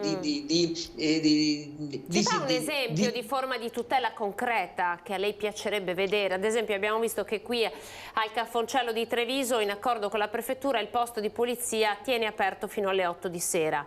In questo caso stiamo parlando di aggressioni ai medici di base, quindi come dice lei non è che possiamo avere un poliziotto in ogni ambulatorio, quindi una forma di concreta tutela, lei che cosa intende?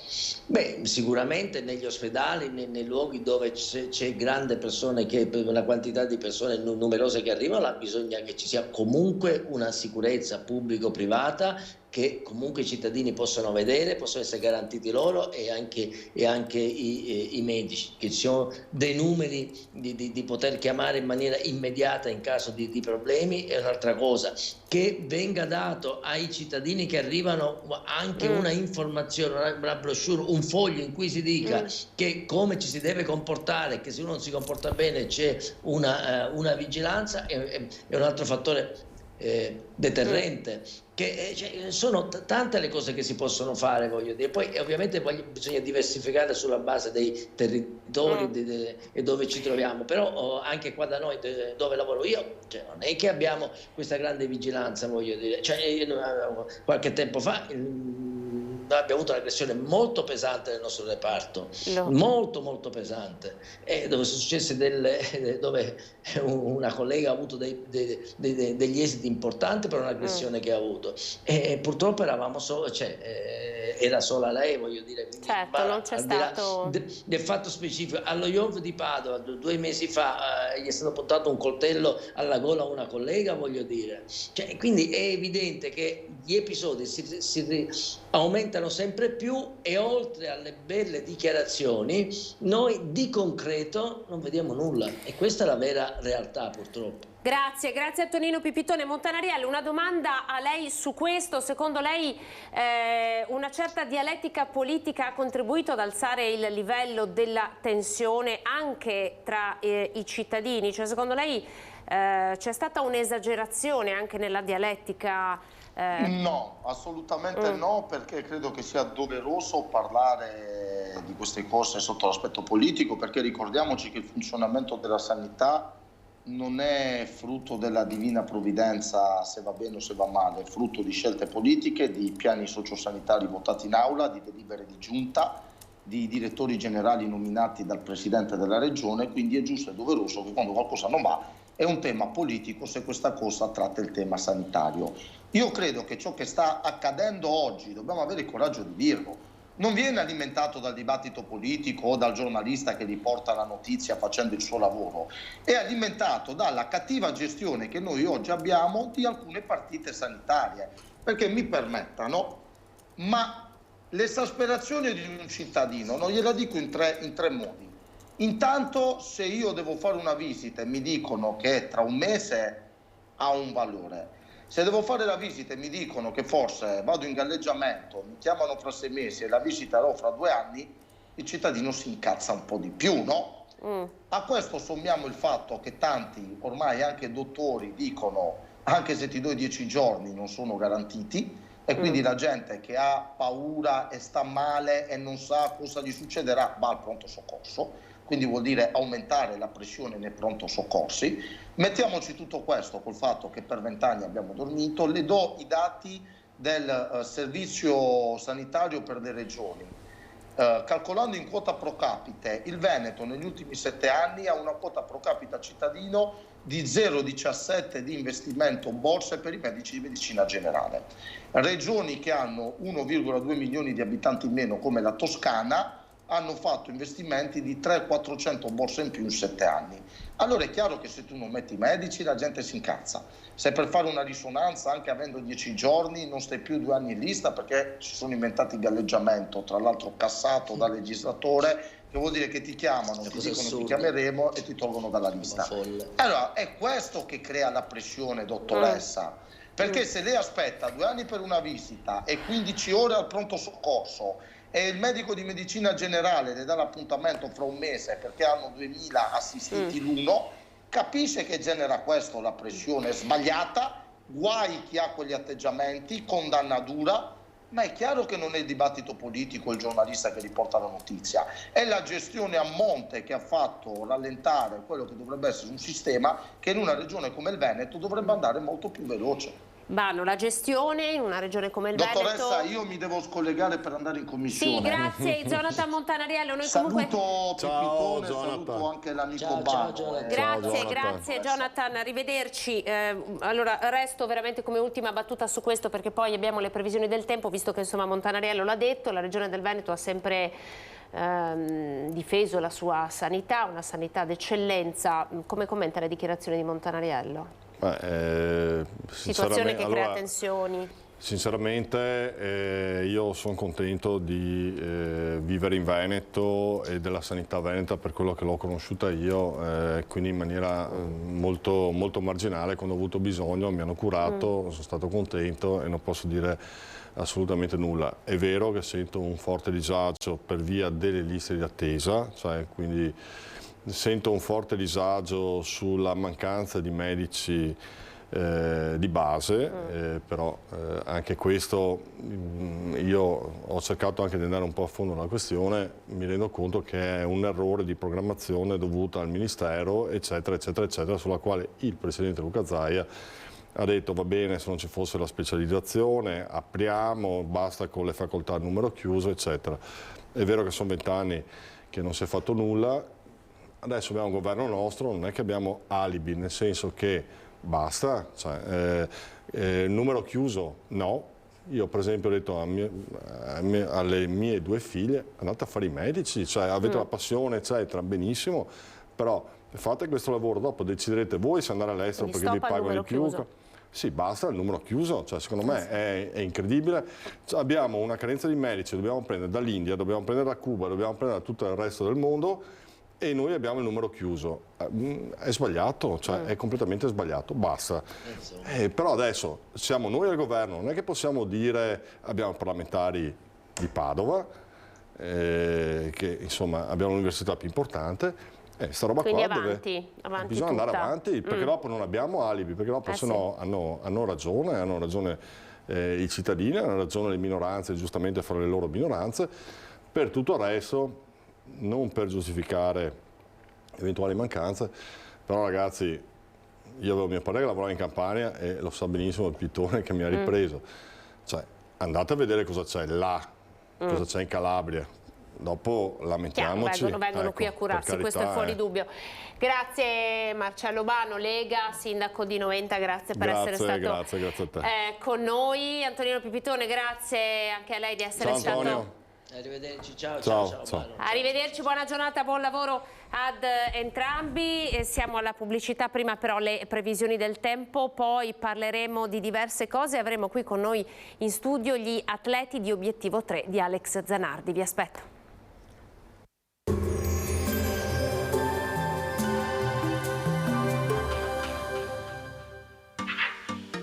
Tremonti, attrezzature e materiale per saldatura professionale a Montebelluna. Bentrovati al meteo. La perturbazione si allontana dall'Italia e torna dunque il tempo stabile anche sul nostro territorio. Vediamo insieme il dettaglio di mercoledì 15 marzo. Sul Veneto sarà decisamente più asciutto, con qualche annuvolamento inizialmente, ma con significativi spazi di sereno a seguire. Il cielo si presenterà sereno o al massimo poco nuvoloso. Temperature sostanzialmente stazionarie, minime tra 2 e 5 gradi, massime invece comprese tra gli 11 e i 16 all'incirca. Spostiamoci ora sul Friuli Venezia Giulia. Anche qui il cielo sarà da sereno a poco nuvoloso, prevarrà comunque il sole ovunque. Sulla zona montana soffierà vento da nord moderato, bora anche sul Carso e a Trieste. Temperature minime tra lo 0 e i 6 gradi, massime sui 12-13 gradi. Infine diamo uno sguardo al Trentino Alto Adige, dove di fatto il tempo sarà soleggiato, vedete, con addensamenti più consistenti, e lungo la cresta di confine saranno possibili anche dei rovesci nevosi. Temperature minime intorno ai 2-3 gradi, massime sui 13-14 gradi. Dal meteo per ora è tutto, vi auguro un buon proseguimento in nostra compagnia.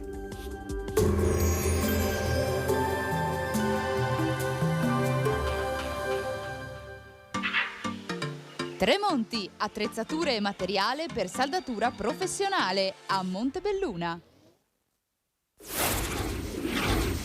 Eccoci ben ritrovati con Prima Edizione, saremo insieme fino alle 14:30, ci siamo occupati, avete visto, di diversi temi, dalla grandinata che ha colpito il Montebellunese in mattinata con diversi danni alle colture, soprattutto ai primi germogli per il kiwi, poi ci siamo occupati di Movida con la nostra Valentina Visentin da Padova e la protesta dei residenti, poi il dibattito politico e oggi abbiamo con noi in collegamento Patrizia Tolot. Buongiorno Patrizia e grazie per esserti collegata con noi, presidente della cooperativa Vite Vere Down Dadi. Patrizia, buongiorno.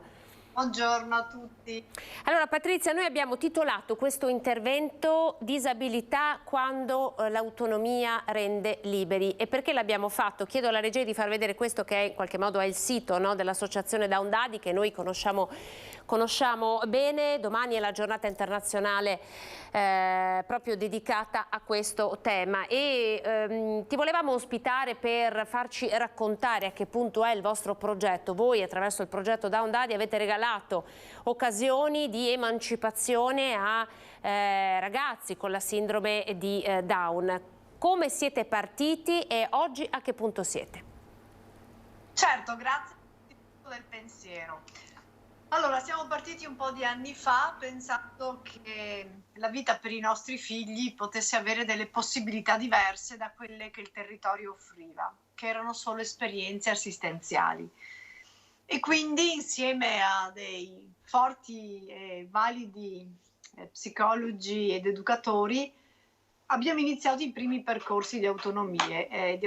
In cosa consistono? Vuol dire pensare a insegnare ad essere il più autonomi possibile in una casa vera. E voi direte, vivete a casa, perché non farlo nella famiglia d'origine? Certo che sì, le prime indicazioni e i primi insegnamenti sono sicuramente quelli che avvengono lì, ma c'è un momento in cui poi, come succede a tutti noi, c'è quel bisogno di costruire una propria indipendenza, una propria vita, delle proprie amicizie, un mondo di vita che non può perennemente essere quello della famiglia. Bene, per gli altri figli, diciamo, normodotati, questo avviene naturalmente da sé. Per i nostri figli, ragazzi, adolescenti con disabilità, questo percorso va costruito, questo sganciamento va costruito. Ed è qui la chiave di volta. Noi siamo partiti proprio da un lato dare voce a questo loro bisogno, perché c'è anche il loro desiderio di avere una vita che non sia quella di mamma e di papà. Non si è più bambini, si è cresciuti. Attorno a te il mondo va per un'altra strada. E dall'altro quello di dare una risposta alle famiglie e ai genitori che si devono sentire accompagnati in questo percorso. Non è un percorso che puoi fare da solo, anzi l'essere insieme intanto crea anche nei ragazzi, importantissimo, lo spirito di gruppo, perché da soli non si va da nessuna parte, da soli non si sta bene e questa è un po' la strada per costruire per tempo una vita, come è stato anche per il figlio mio, visto che io sono un genitore, e per altri ragazzi della sua età, per costruire una vita che non sia perennemente a fotocopia di quella della nostra famiglia. A che punto siamo oggi?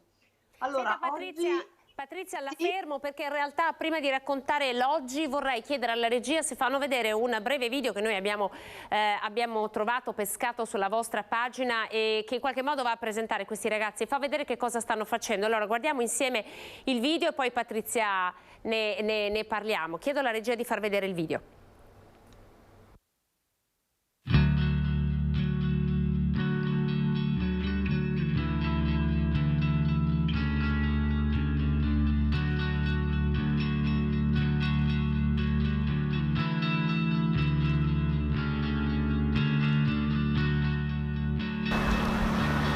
Ci impegniamo e lavoriamo ogni giorno per imparare ad essere sempre più autonomi, per non dover dipendere da nessuno.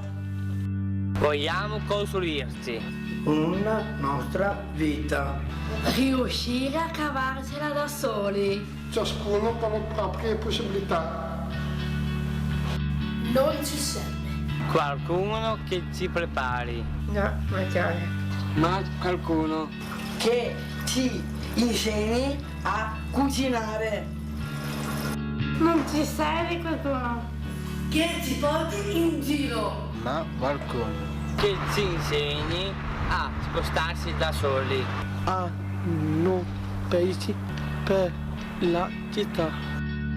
Non ci serve qualcuno che ti regali una casa. Ci basta una possibilità per avere un lavoro e pagarcela da soli. Per tutto questo oggi ci serve il tuo aiuto.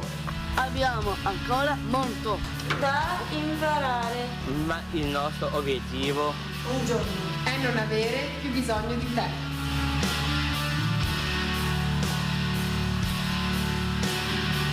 E allora vorrà dire che ce l'avremo fatta.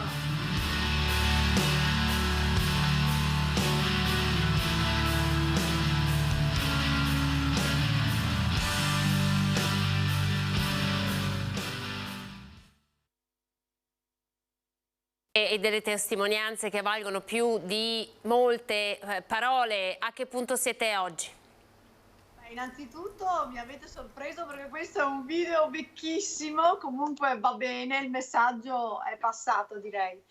Allora, a che punto siamo oggi? Oggi diamo risposta a circa 220 famiglie nel territorio padovano e comunque voi avete visto, io vi ho parlato dell'autonomia, ma noi accogliamo la famiglia dalla nascita, quindi da quando il bimbo esce dall'ospedale a quando quindi la famiglia si guarda attorno e cerca di capire che cosa il territorio può offrire per questa nuova vita, sicuramente diversa, forse più impegnativa, ma che cosa davvero può fare per dare il massimo a questo figlio. Ecco, quindi cominciamo con questi percorsi di accoglienza, di riabilitazione, fino poi ad arrivare all'ingresso alla scuola, che noi seguiamo anche con il nostro personale. Poi, come vi dicevo, le esperienze di autonomia, e queste sono un grosso impegno, perché attualmente viaggiamo su 5 appartamenti, ma siamo già molto stretti, perché solo in autonomia abbiamo ormai quasi 100 ragazzi, che vuol dire seguire 100 famiglie solo per questo. Quindi c'è bisogno di aiuto, Patrizia, diciamolo, no? Per continuare. Assolutamente, anche perché tutte queste esperienze non sono esperienze codificate in convenzioni.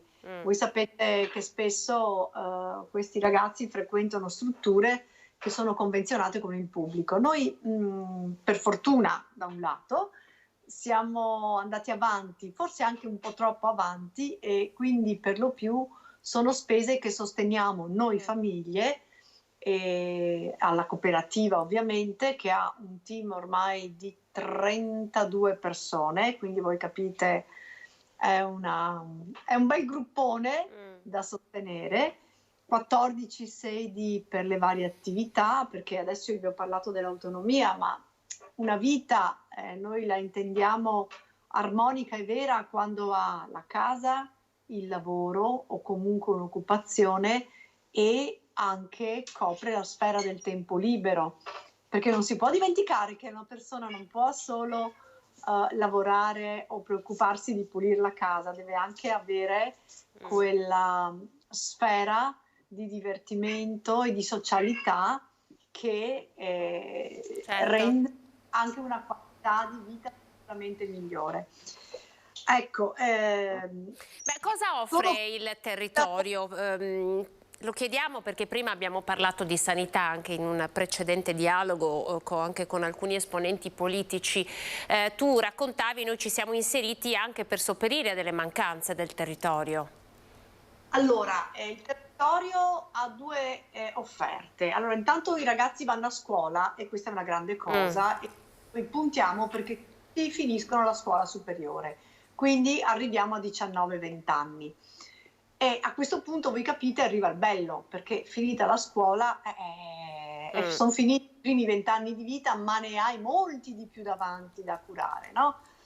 E da pensare, da sostenere. Quindi i 2 percorsi che si offrono sono, o da un lato l'inserimento lavorativo, che ovviamente non è una cosa così semplice, ci devono essere delle abilità che sicuramente possono essere coltivate negli anni, preparate, ma sicuramente non è per tutti. Oppure, ecco, nella sfera delle possibilità c'è il centro diurno, ma voi capite che tra il centro diurno, dove per lo più ci sono, anzi sono solo persone con disabilità che frequentano una struttura, e l'inserimento lavorativo, c'è un range, una gamma vastissima di tutta una serie di altre possibilità che devono essere considerate. Ecco, noi andiamo a coprire questo gap. Quindi, in quale maniera? Allora, noi abbiamo pensato dei percorsi interni nostri, abbiamo una filiera di atelier creativo e negozio, laddove i ragazzi provvedono, imparano, chiaramente quelli che sono anche portati alle attività creative, a decorare oggetti che poi non sono fine a se stessi, ma vengono messi in vendita nel negozio, che è un negozio stabile, che è presso il centro commerciale. Non so se posso dire di quale centro commerciale.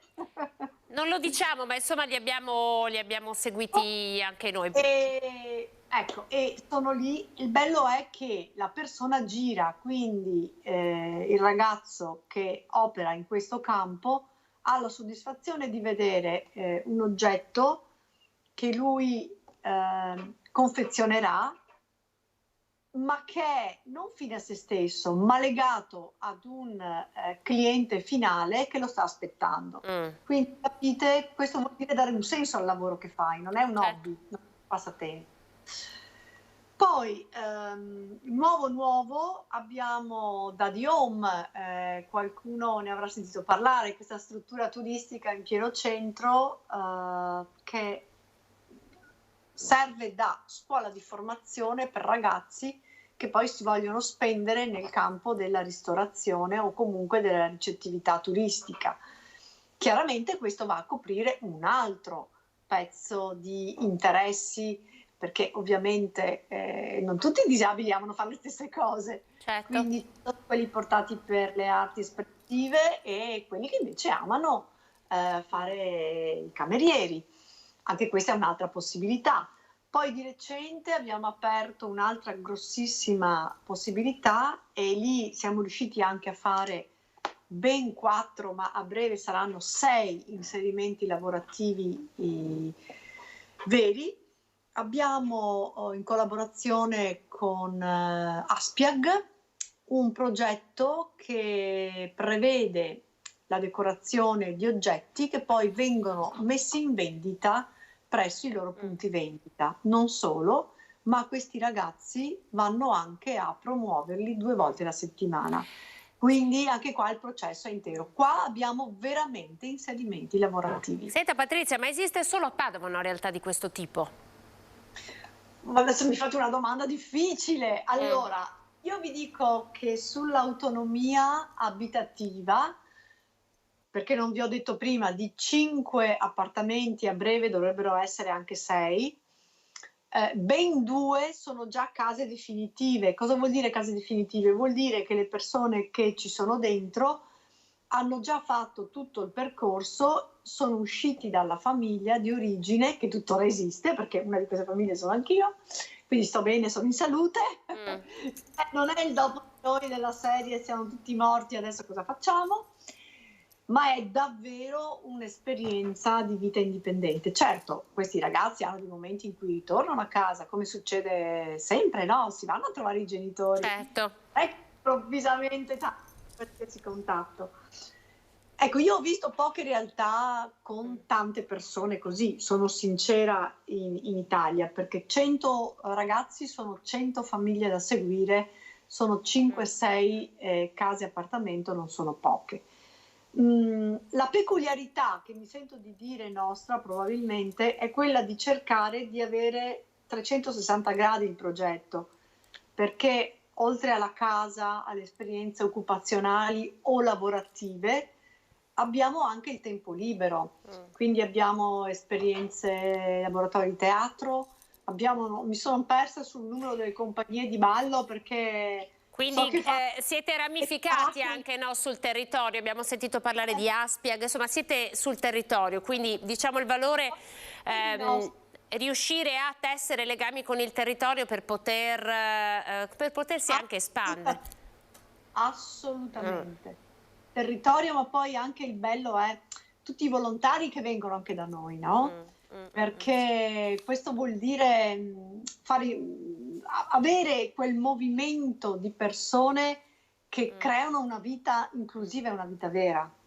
E poi tantissimi sostenitori, perché non voglio dimenticare tutti i sostenitori, tutti coloro che usufruendo dei nostri prodotti, dei nostri servizi e anche a volte con il 5 per 1000, che è per noi un altro grande aiuto. Per esempio adesso abbiamo la campagna delle colombe pasquali. Ecco, per noi sono altre fonti di finanziamento. Ecco, la vediamo qui anche sul vostro sito, c'è. Quindi le varie attività poi sono colombe che appunto sono confezionate dai ragazzi. Quest'anno abbiamo fatto un'esperienza, ce le siamo fatte dare solo cellofanate e abbiamo voluto noi metterci un involucro colorato. Patrizia, grazie per essere stata con noi. Ovviamente avete visto, quelle che vi ho fatto vedere sono le immagini del sito internet, quindi trovate tutte le informazioni sull'associazione e sulla cooperativa, che poi è anche una fondazione. La cooperativa. Le attività le fa la cooperativa. Le attività sono fatte dalla cooperativa, esatto. Patrizia, grazie per essere stata con noi, buon lavoro e un abbraccio a tutti i ragazzi che oggi lei ha rappresentato con la sua presenza. Arrivederci. Grazie a voi, ciao. Arrivederci. Arrivederci. Noi abbiamo in collegamento, ora mi dicono, la nostra Monica Smiderle, siamo a Bassano del Grappa, torniamo a parlare purtroppo di baby gang ma anche di rifiuti, e lo facciamo appunto con un collegamento con la nostra Monica dal municipio di Bassano del Grappa, perché l'amministrazione di Bassano del Grappa ha deciso di avere un pugno duro nei confronti di queste situazioni. Monica, buongiorno, siamo da te.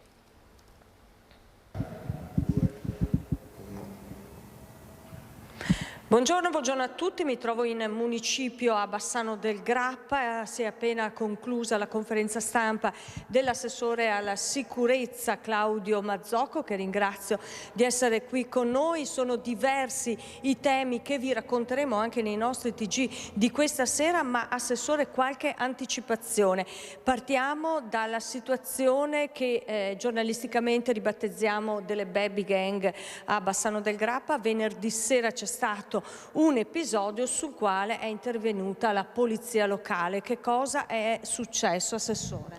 È successo che in via Portici Lunghi sono venuti a diverbio un gruppetto di ragazzi con un altro soggetto che in quel momento era ubriaco. Siamo prontamente intervenuti con un'auto che era di servizio di ordine pubblico e un'altra aggiunta nostra, e abbiamo sedato il tutto. Dopodiché gli stessi soggetti si sono trasferiti in Piazza Libertà, se ne sono aggiunti altri due, tra tre di questi c'è stato, non diciamo una rissa perché era composta solo da 3 persone, ma c'è stato un diverbio molto litigioso.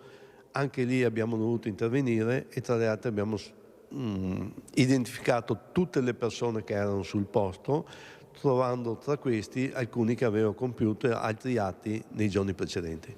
Qual è la situazione in termini appunto di sicurezza nel weekend a Bassano del Grappa? Beh, la situazione è assolutamente sotto controllo, grazie anche ai servizi predisposti dalla Questura, a cui noi diamo un contributo notevole, e anche alla capacità nostra e di tutte le altre forze dell'ordine di intervenire prontamente per sedare qualsiasi tipo di situazione, diciamo così, imbarazzante. Quindi lei lo definisce, assessore, un episodio isolato, ma sicuramente è massima l'attenzione delle forze dell'ordine. Non sarà isolato perché ce ne sono stati alcuni altri in passati, ce ne saranno, prevediamo, purtroppo anche in futuro, però è il fatto che i cittadini si devono sentire sicuri, perché tutti noi siamo pronti ad intervenire per sedare questi episodi. C'è stato poi anche un altro episodio riportato in conferenza stampa che vede al centro sempre dei minorenni che si sono resi protagonisti dell'imbrattamento di un palazzo proprio nei pressi vicino al Ponte Vecchio, ma anche in questo caso sono stati identificati. Sì, su denuncia del proprietario del palazzo abbiamo avviato le indagini, sono stati identificati, chiamati i genitori che li hanno, per così dire, un po' ripresi in maniera decisa, si sono offerti di pagare i danni, hanno anche scritto una lettera di scuse e tutto si è chiuso in quanto c'è stata la remissione di querela. Poi c'è una storia davvero incredibile che è stata raccontata questa mattina, un abbandono che l'assessore ha definito importante di rifiuti, quintali di rifiuti che sono stati lasciati vicino a una malga di proprietà di una terza persona. Ma pensate che questo cittadino bassanese che ha portato i rifiuti a Rubbio ha pagato un taxi per portare i rifiuti e non una volta, ha speso ben 1.000 euro di taxi. Sì, è una cosa che ha dell'incredibile, usare i taxi per andare a spargere i rifiuti, in questo caso in collina, in zone incontaminate bellissime della nostra città, per cui su segnalazione del proprietario della malga siamo intervenuti, abbiamo rovistato e alla fine abbiamo trovato degli elementi che ci hanno portato prima a chi ha spazio di rifiuti e successivamente successivamente lo stesso ha ammesso su come erano venuti i fatti, per cui usava il taxi, una cosa che finora non avevo mai visto. Che cosa ha portato, che cosa ha caricato sul taxi e che cosa poi ha abbandonato questo bassanese? Beh, possiamo definire quintali di rifiuti di tutti i tipi, qualsiasi tipo. Pensate a qualcosa, lì c'era. Sono cose che non so come definire. Assessore, questo è un caso limite, insomma, pagare un tassista per trasportare i rifiuti e abbandonarli in montagna. In termini più generali è massima l'attenzione appunto nei confronti di questo fenomeno dell'abbandono di rifiuti. Sì, è un fenomeno in espansione che noi cerchiamo di contrastare e vediamo anche dei risultati in maniera piuttosto efficace. Abbiamo 2 persone che si dedicano esclusivamente a questo, persone che devono immergere le loro mani in rifiuti di tutti i tipi. Per questo io vorrei fare anche un plauso a queste persone che tengono pulita la nostra città, almeno ci provano.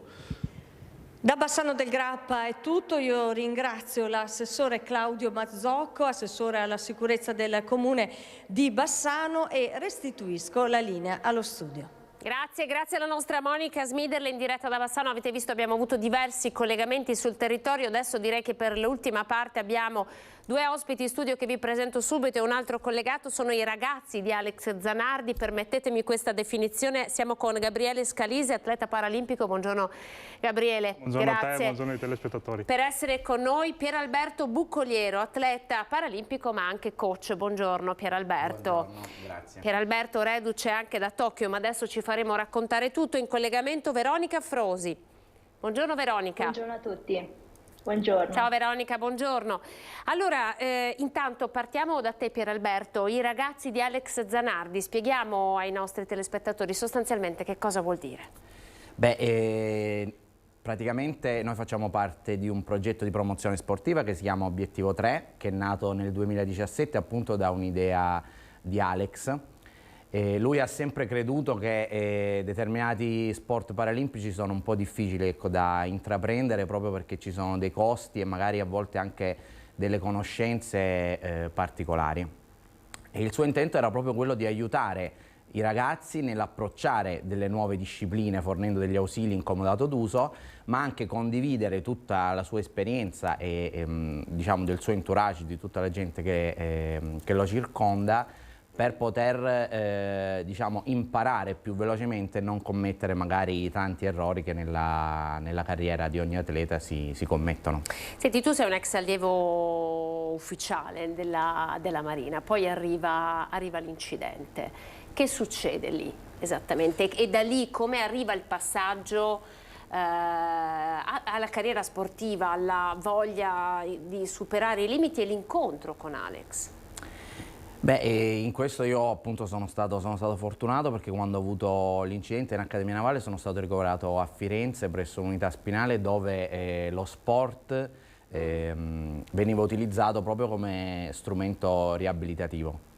Ed è stato proprio a queste piccole esperienze poi sportive che mi si è aperto un mondo sportivo che io, devo ammettere nella mia ignoranza, non conoscevo. E da lì è stata un'escalation di discipline diverse e poi proprio grazie a tutti questi anni cumulati facendo sport differenti, poi c'è stato l'incontro con Alex che voleva appunto intraprendere questo progetto di promozione e abbiamo cercato di dare nel nostro piccolo una mano anche per mandare avanti questo progetto. Ah, tu sei campione di triathlon, sei un nuotatore e tra l'altro hai insomma, raggiunto degli obiettivi veramente importanti. Lo vuoi raccontare tu?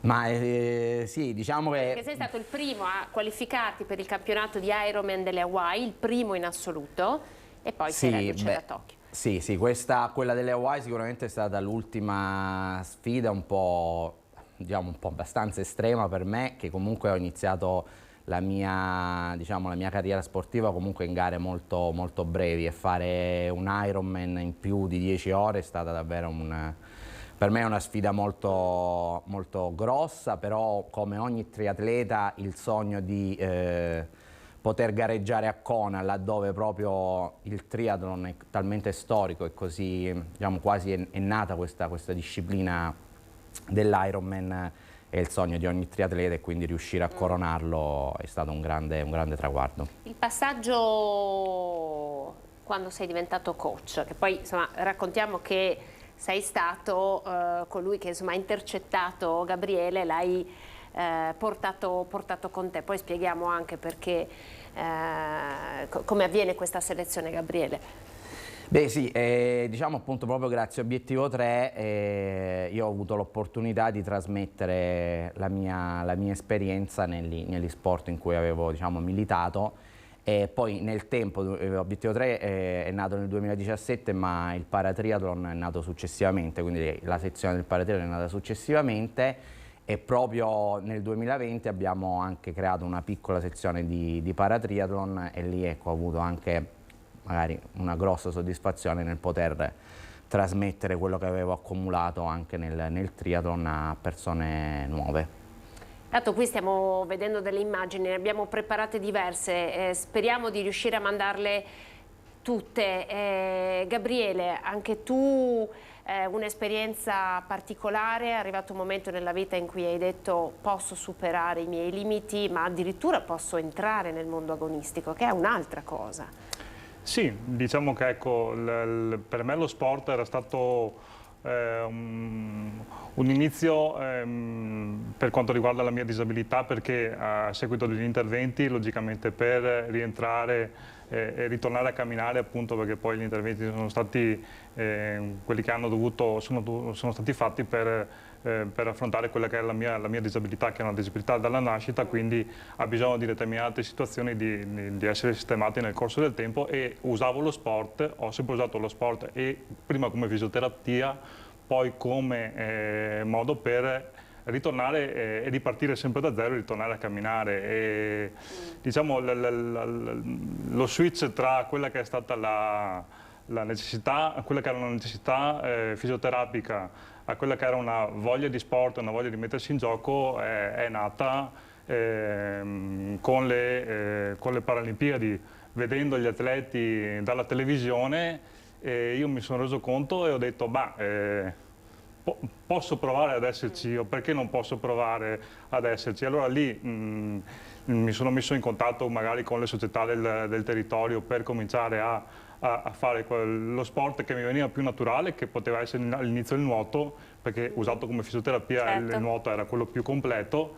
Ho iniziato nel 2017 con il nuoto, 2016 con il nuoto, e poi appunto dopo un anno c'è stato un evento di reclutamento a Velodromo Monti a Padova, dove il mio insegnante di nuoto all'epoca mi aveva detto: guarda, c'è questo progetto di Zanardi, vai a sentire di cosa parlano, può essere interessante. E mi si è aperto un mondo, perché io la bicicletta non la conoscevo, venivo e vengo comunque dal nuoto, continuo a fare nuoto, però appunto dicevamo, Pier Alberto tra virgolette mi ha scoperto, perché in questo evento di reclutamento ho conosciuto molti ragazzi che nella diversità delle disabilità comunque avevano uno spirito comune, e ci ha unito e ci sta unendo.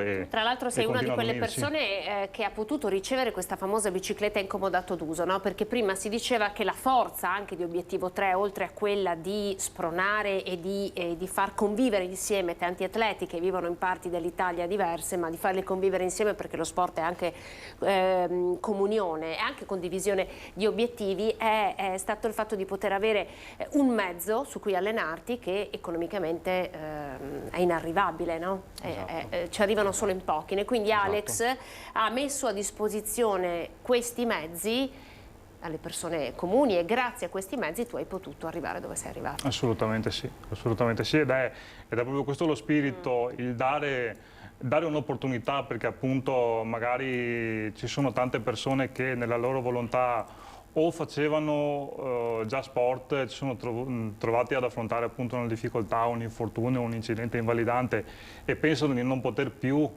fare sport.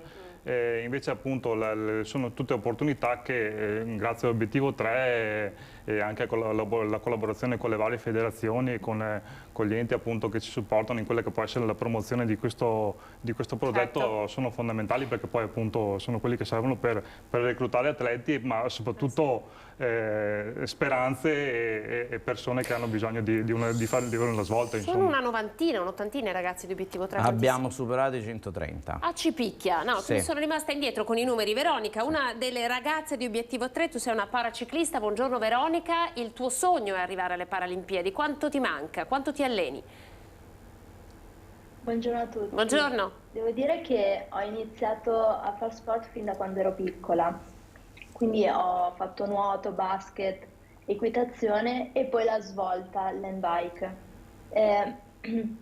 Diciamo che io sono stata la prima a essere selezionata da Obiettivo 3 a Magnago nel 2017 e l'ho scoperto tramite Facebook, o meglio, mia mamma l'ha scoperto tramite Facebook e ci sono stati vari commenti direttamente con Zanardi, dove poi ci ha invitato a fare queste selezioni. E da lì sono salita per la prima volta in bici ed è nato un amore. Cioè, oltretutto avere al tuo fianco una persona come Alex e Pieralberto, che ti spiegano proprio come utilizzare quel mezzo, perché era nuovo per me. Non è cosa da tutti i giorni. E infatti per me è stato un momento surreale, sicuramente quasi indimenticabile, forse perché avevo solo 16 anni e quindi mi si stava aprendo davanti a me una porta su un mondo che desideravo da tempo vivere, ecco.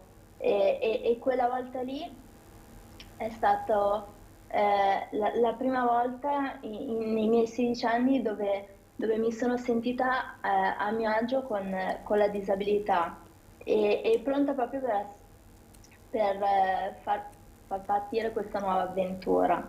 Gli allenamenti sono tosti, sono duri, soprattutto trovare il giusto equilibrio con la vita di tutti i giorni, perché mi sto anche laureando, quindi è veramente impegnativa, ma ti dà grandissime soddisfazioni. Veronica, allora attendici pochi secondi, dobbiamo andare in pubblicità, poi torneremo a parlare delle vostre esperienze, anche insomma per provare a instillare, no? Un po' di curiosità e un po' di voglia anche magari alle tante persone che ci stanno seguendo in questo momento. Vi aspetto tra pochissimo.